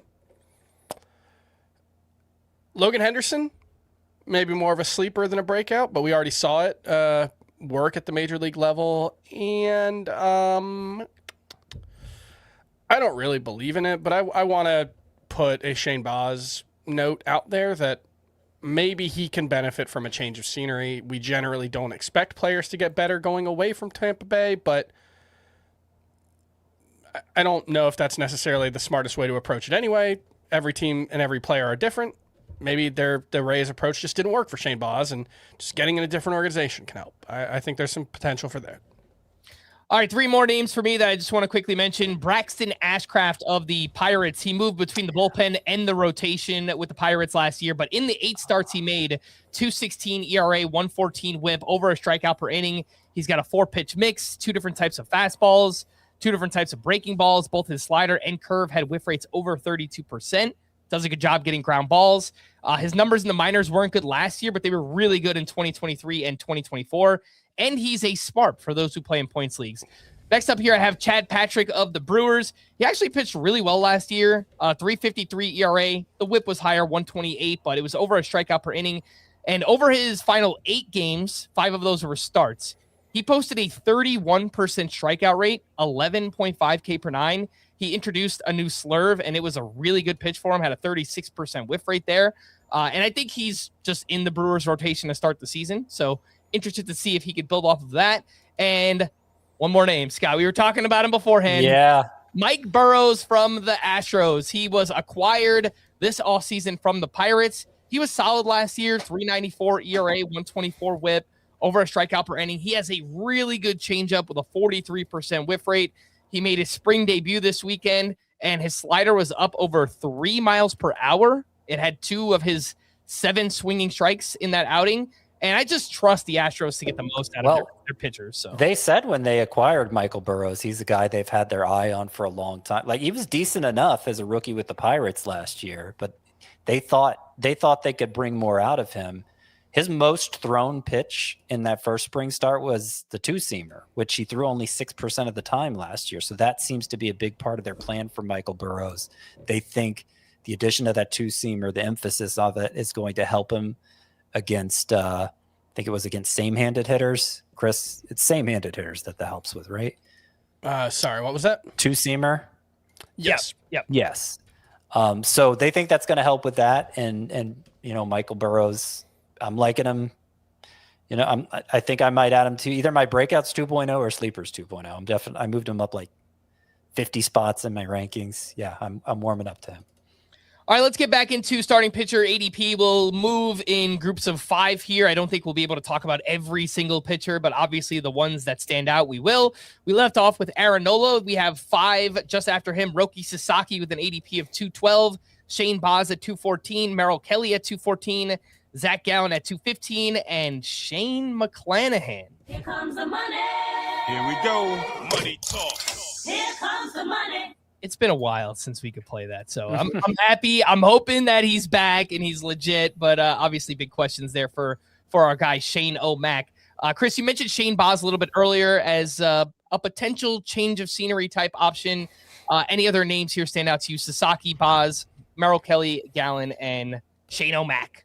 Yeah, I'm going to call this group of ADP Merrill Kelly and the Blind Faith 4 because there is no tangible reason you can point to be excited about Roki Sasaki or Zach Allen or Shane McClanahan or Shane Boz here, except that at some point in the past, they have been players we were excited about. But if you just go on last season, there really isn't much here. But with Shane Boz in particular, I do want to highlight, I mentioned the Rays approach maybe not working for Shane Boz. A lot of pitchers have talked about this when they get traded to the Rays. The Rays organizational approach to developing pitchers is kind of just aim for the middle of the zone and let your stuff do the rest of the work. You're not going to hit the middle of the zone every time or most of the time even. That's just the way pitching works. And so your four-seamer should rise. Your breaking ball should break, that kind of stuff. And so that's been their approach. And in Boz's case, he throws too much in the strike zone. Like 55% of his pitches last season were in the strike zone for a guy who doesn't really get a lot of swings and misses in the strike zone. I think this is a case where Shane Boz would probably benefit from throwing more of his fastballs above the zone, throwing more of his curveballs and changeups below the zone. And so maybe just a new set of ears, a new coaching staff, whatever it is, can make Shane Boz take a step forward. I think we've certainly seen the ceiling from him, including very early on last season when he was racking up double-digit strikeout numbers pretty regularly. It was never sustainable.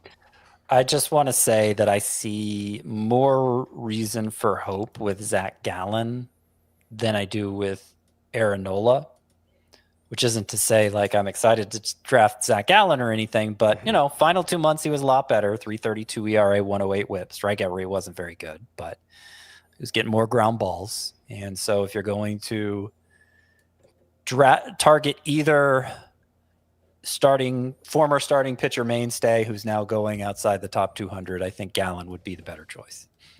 Merrill Kelly, by the way, is he underwent some imaging this weekend due to mid-back tightness. They don't sound overly concerned by it, but he's 37 years old. Last 4 years for Merrill Kelly, 3.47 ERA, 115 WHIP, 8.4 K per nine. He is not a sexy pick by any means, but man, he has been rock solid. So he is not one that I'm afraid to take in a deeper league as like my SP5 or SP6, something like that.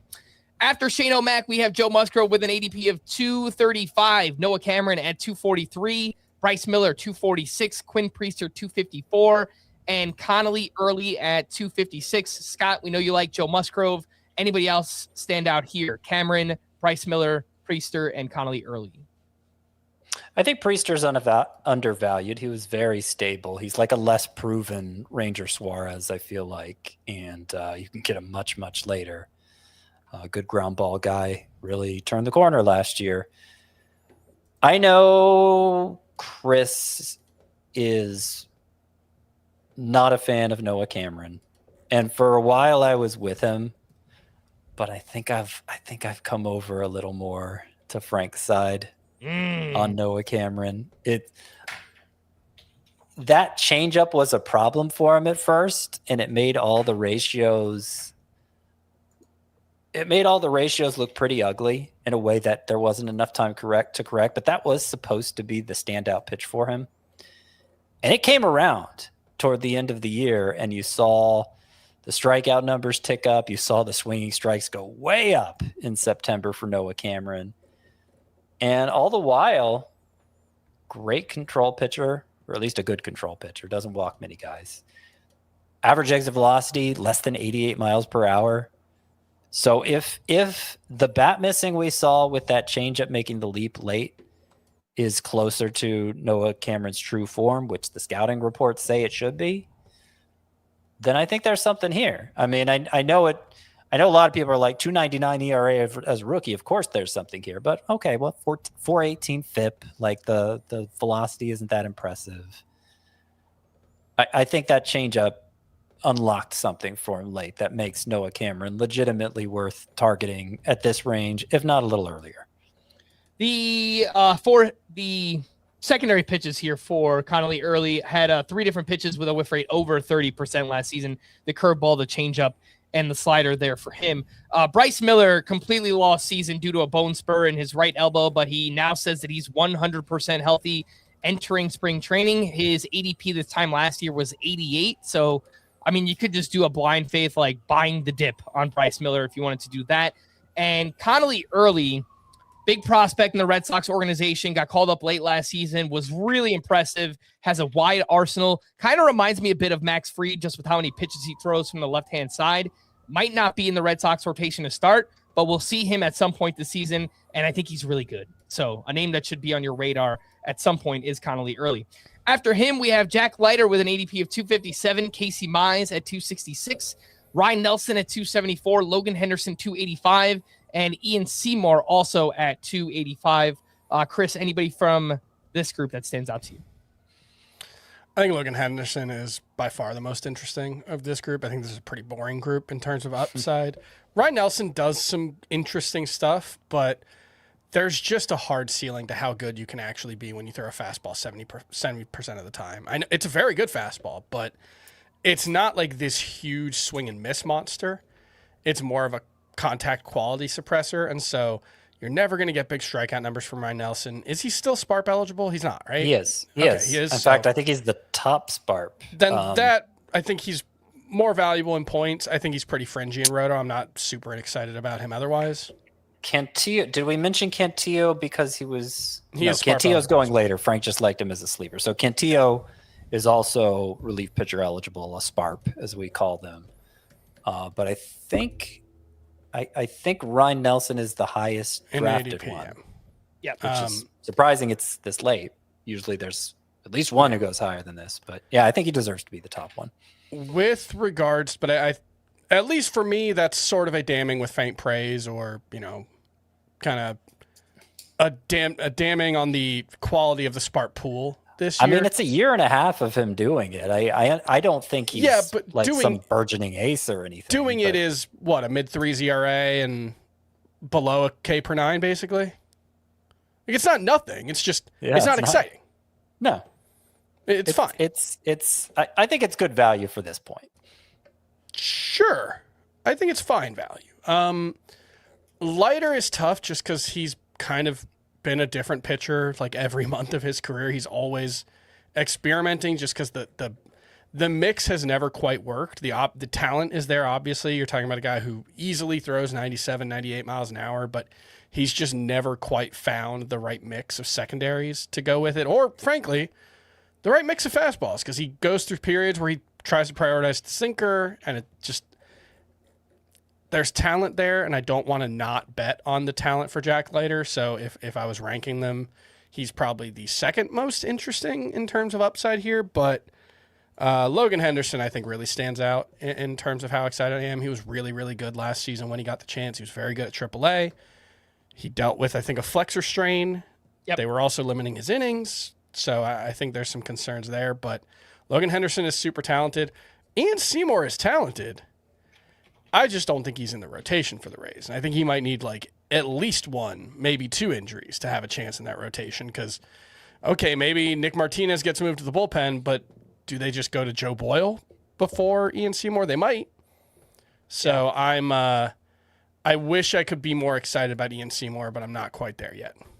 I was really excited about him this offseason, but it feels like I am more excited about Ian Seymour than the Tampa Bay Rays are for whatever reason. So kind of like what we talked about with the Emmet Sheehan earlier on. I wish the Rays would be more so inclined to give Ian Seymour a shot here. Jack Leiter, I will just point out his final 7 starts, 3.35 ERA, 102 whip, nearly 10 K per 9, and only 2.1 walks per 9. No clue if that's sustainable for him. He needs to throw strikes. but he was really good down the I stretch. remember there was something behind that, and I was trying to look it up just now. I just haven't had much reason to talk about Jack Leiter this offseason, so I don't remember what I liked about that end stretch other than the results. But I would consider Jack Leiter a bit of a sleeper, sure. After Ian Seymour, we have Bailey Ober with an ADP of 290, Kodai Senga at 291, Clay Holmes at 295, Chris Bassett now with the Orioles at 296, and Brady Singer at 299. If nothing else, Scott, Bailey Ober, his ADP last year was 93, and Kodai Senga was 157. So if you want to just buy the dip, you can get those guys much cheaper than last year. Yeah, I would consider both lottery tickets. Like, from the perspective of you buy a lottery ticket, you expect it to just be worthless paper. And that's probably what they'll be. I have a little more hope for Ober because I can tie a health issue that affected his mechanics. I mentioned him among my sleepers. Senga just seems like all kinds of trouble, but we know he has good stuff. And there have been some injuries that have held him back the past couple years. So maybe it's as simple as him just having a healthy and he had a normal offseason, right? He was over the injuries by the end of last year. Yeah. So maybe it's as simple as that. Like I don't think we can rule that out. I'm just not drafting Senga with any expectations at all, but obviously the price is fine here. After Brady Singer, we have Luis Gil at 299, Grayson Rodriguez at 300, Cody Ponce at 301, Brian Bayo at 302, and Ryan Weathers at 303. So Grayson Rodriguez traded to the Angels this offseason, missed all of last year with multiple arm injuries. We mentioned Cody Ponce signed with the Blue Jays this offseason, 3 years, $30 million. He's a big dude, 6'6", had 252 strikeouts in the KBO last year. And Ryan Weathers traded over to the Yankees this offseason. He showed some flashes, but he just has not been able to stay healthy. So I'm drafting Grayson Rodriguez a lot. It seems like everybody's just done. Completely out on him. There is no way he'll ever be healthy. I mean, it was just 2 years ago we were drafting him. Top 100 pick. Yeah. And he's been hurt. Before the injuries, he was one of my favorite breakout picks last year. He's been hurt, but these aren't the kinds of injuries that are insurmountable for a pitcher. It's not even, he hasn't had anything like Zach Wheeler just had, for instance. So, the track record is discouraging. The ADP takes it beyond discouraging in my eyes. Something of a lottery ticket himself, Grayson Rodriguez, but one I'm happy to roll the dice on. Yeah, for some clarity, it was it's been 2 season-ending lat injuries. I think one in 2022 and one in 2025, and then he had bone spurs cleaned up in his elbow last year.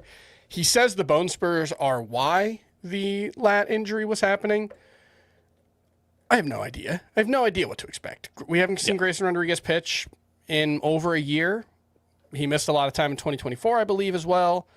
Last spring, he was going back to the sweeper as a swing and miss pitch for him, so I want to see what he looks like this spring. We'll obviously be watching the velocity readings for Grayson Rodriguez as well, but yeah, he's still young enough and recently talented enough that I think Grayson Rodriguez clearly stands out from a lot of the other pitchers in this group who, like Luis Gil, I don't really think there's anything there. I think he's going to end up being moved to the bullpen before long.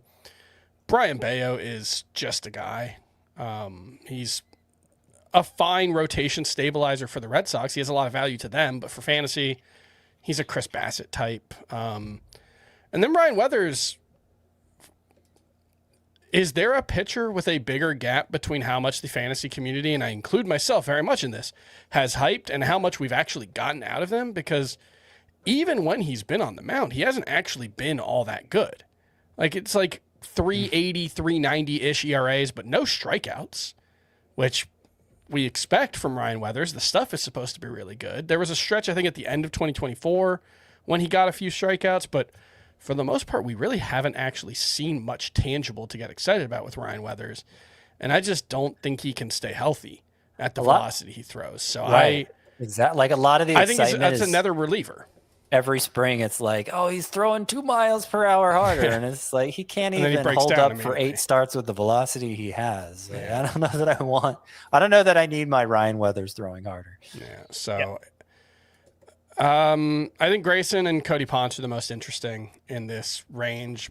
Ponce, it's mostly just a blind faith thing. His numbers were better than Eric Fetty's, at least in terms of strikeouts, when he was in the MPB or KBO, but They were both MVP of the KBO. yeah, they were both KBO. But I'm pretty skeptical it's actually going to work out. It's just a cheap flyer on Cody Ponce just to see. 17-1, 189 ERA, 0.94 WHIP, 12.6 K per 9. That was Ponce's last year in the KBO. That's not who he's going to be in the majors, but That's basically, I think, double A quality. it is worth stating what the numbers actually were. Yeah, I think you can look at it as like Japan is probably triple A, maybe triple A plus quality. KBO is probably, I would say, double A or sub talent level relative to the majors. So dominating there doesn't tell us a ton, I think. We move outside the top 300 in ADP, and let's just wrap this up quickly here. Some rapid fire. Joey Cantillo, Shane Smith, Jamison Tyone, David Peterson, Parker Messick. We all spoke about at least Cantillo, Smith, and Messick. I mean, I think they're clearly the most interesting of this group. Yeah, Peterson went through a stretch for about a season where he was like one of the more consistent sources of quality starts, and it never really made sense. It was like an average-ish strikeout rate, and peripherals were never quite there, and then he kind of fell apart late last season. I think the Mets rotation is deep with a lot of pretty mediocre pitchers, and so they're going to cycle through Clay Holmes and David Peterson, and if they get a decent result out of them, that's fine. If they move them to the bullpen to make room for Jonah Tong, I think they're fine with that too. After Parker Messick, Yusei Kikuchi at 312, Seth Lugo at 313, Zebby Matthews 313, Jose Soriano 314, Andrew Painter 317. You guys spoke about Zebby Matthews and Painter. I agree. I think they're interesting in this range of the draft. Scott, we've seen flashes from Jose Soriano in the past, but it's just lack of consistency big time. Yeah, he rates really well by the Stuff Plus models. For whatever that's worth, he throws very hard. One of the hardest throwing pitchers in baseball. Gets a lot of sink on his fastball. Good ground ball rate. Doesn't actually miss a lot of bats and walks way too many guys. So I feel like he is somebody we're going to be streaming during the year, Jose Soriano, but probably not anybody you need to be drafting.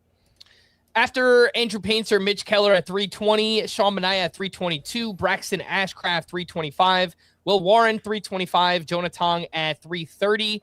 Do either of you share enthusiasm in Braxton Ashcraft like I do? Yes. Yep. Yes, I may be adding him to my sleepers 2.0 as well. Or I may save him for deep sleepers. We'll see.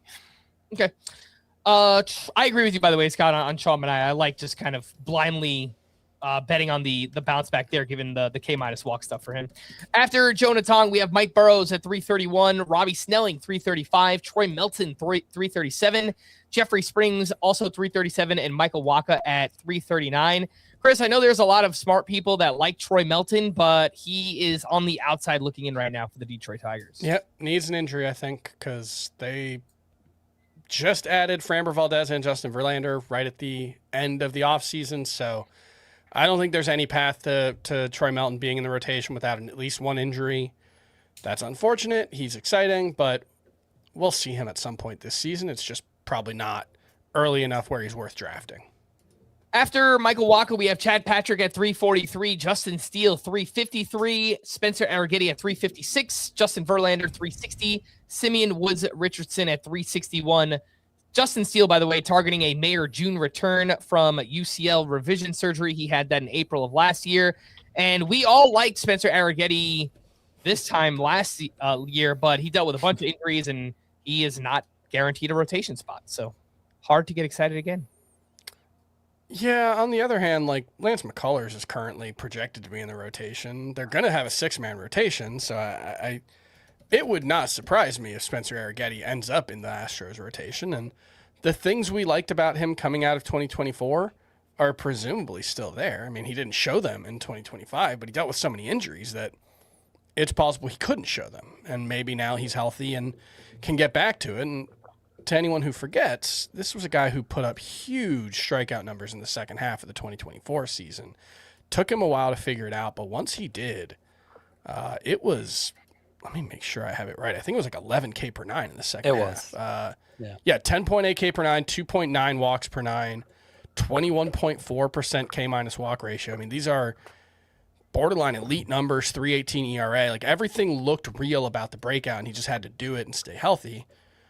He still has to do it and stay healthy. But if we get some positive reports out of spring, I think Spencer Arrighetti will get thrown on the sleeper list for sure.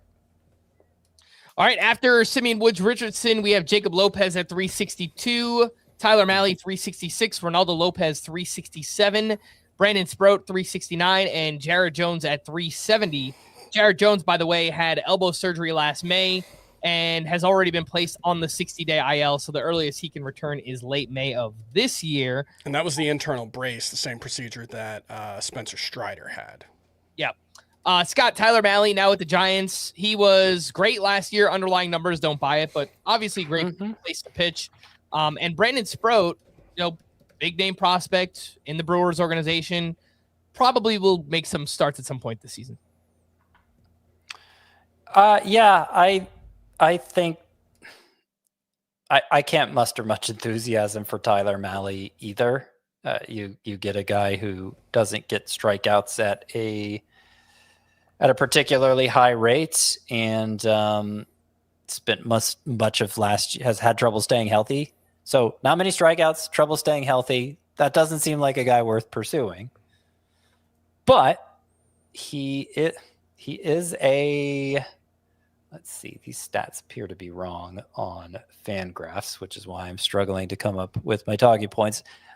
As I recall, Tyler Mahle's a fly ball pitcher, and now he's going to be in San Francisco. And he did have an ERA, I believe, below 2 last year. 2.18. Right around 2. So, probably not going to work out, but as a late round flyer, I think you could consider him. All right. After Jared Jones, we have Lucas Giolito at 373, who remains a free agent. Christian Javier at 374. Corbin Burns, also 374. Cade Cavalli, 377. Jose Barrios at 379. Corbin Burns, by the way, likely won't be back until the second half of the season. Chris, anyone stand out here for you? Giolito, Javier, Burns, Cavalli, and Jose Barrios. Yeah, I did the RotoWire baseball podcast last week with Jeff Erickson, and we talked about all the interesting pitchers in the National League East, and we also talked about the Washington Nationals. We had to stretch to get there, but you can find things interesting about Cade Cavalli.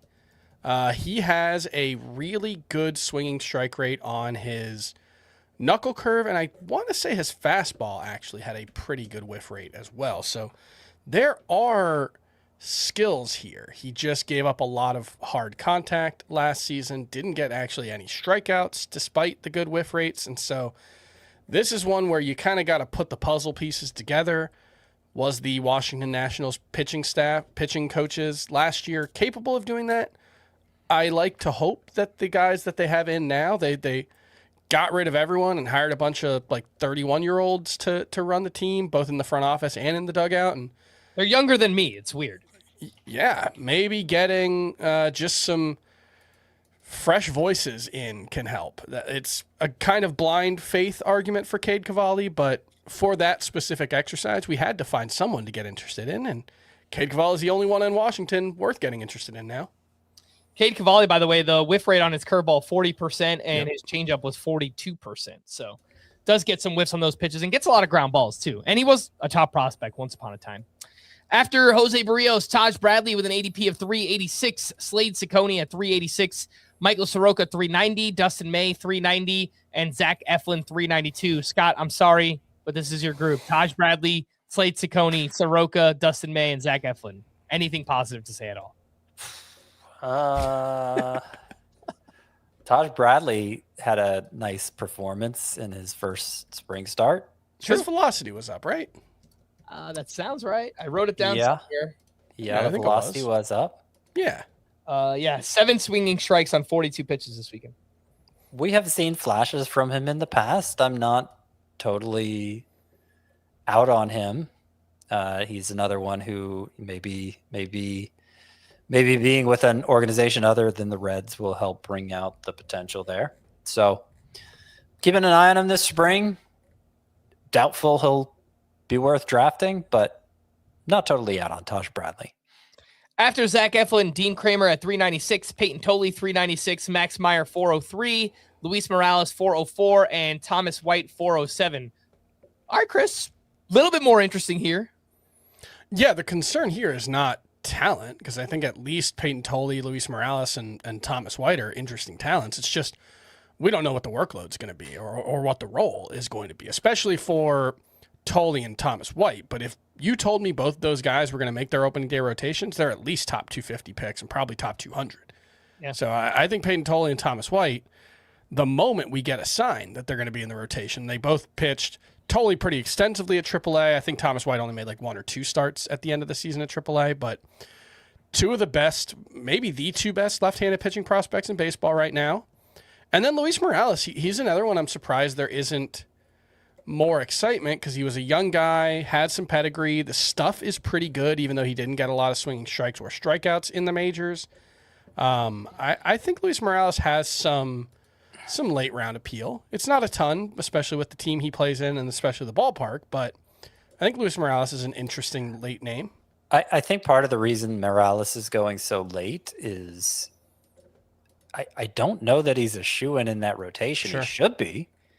Yeah, like Just in terms of talent, yeah, there's no question. And the way he pitched down the stretch last year, but he made his spring debut over the weekend, and he was the 5th A's pitcher to work in that game, which is not generally how you. No, not in the first weekend of the season. Yeah. So we'll keep an eye on that. But if Luis Morales seems to be trending toward a rotation spot, I imagine he'll move up quite a bit. Who would it even be if it's not him? Luis Medina? Yeah, Luis Medina is the I mean, I don't know that they want to push their prospect gauge jump yet, but I know there's excitement with him. JT Ginn, Joey Estes, we've seen them before. Gunnar Hoagland, Perkins, I guess, possibility. Yeah, no, I don't know. It's not my decision, but it would feel silly to go with any of those guys ahead of Luis Morales. I got a bunch of other names here on the rundown outside of the top 400 in ADP, so I'll give you guys a chance to pull that up. But if either of you are looking, I'm looking. Are there any names here that stand out outside the top 400?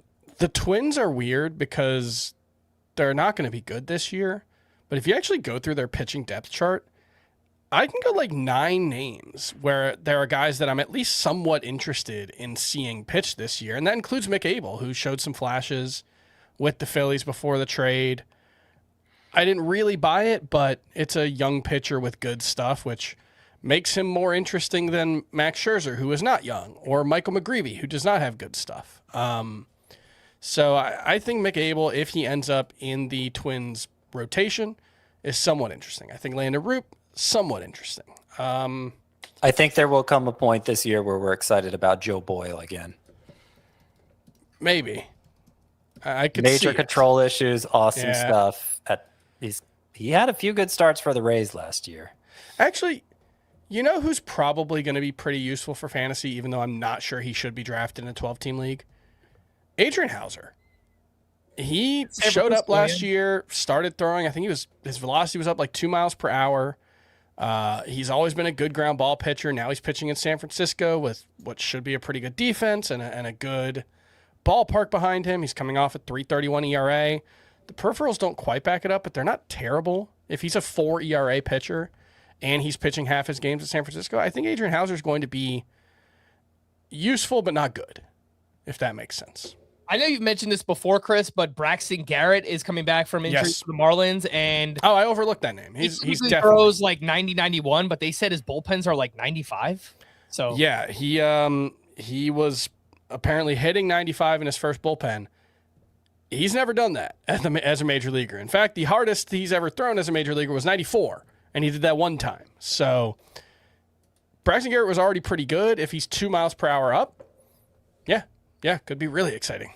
Some prospects to know for this season, they could matter at some point. Carlos Legrande of the Yankees, Elmer Rodriguez with the Yankees, Noah Schultz with the White Sox, Gage Jump with the Athletics, Liam Doyle with the Cardinals, Jamie Arnold with the Athletics, Tyler Bremner with the Angels, Hagen Smith with the White Sox, Jackson Wiggins with the Cubs, Brody Hopkins with the Tampa Bay Rays. There's actually a bunch of Rays guys, but he was the one that I saw on a top 100 list. J.R. Ritchie with the Braves, kind of interesting with all their injuries, and Harleen Susanna with the Nationals. So there you go. I also saw Quinn Matthews, who missed most of last season with shoulder injury. His velocity was up like 1 or 2 miles per hour in his spring debut today. So that's mostly interesting just because I hope it means he's healthy, because he was a really exciting prospect coming into 2025 before all the shoulder injuries. So hopefully Quinn Matthews gets a chance.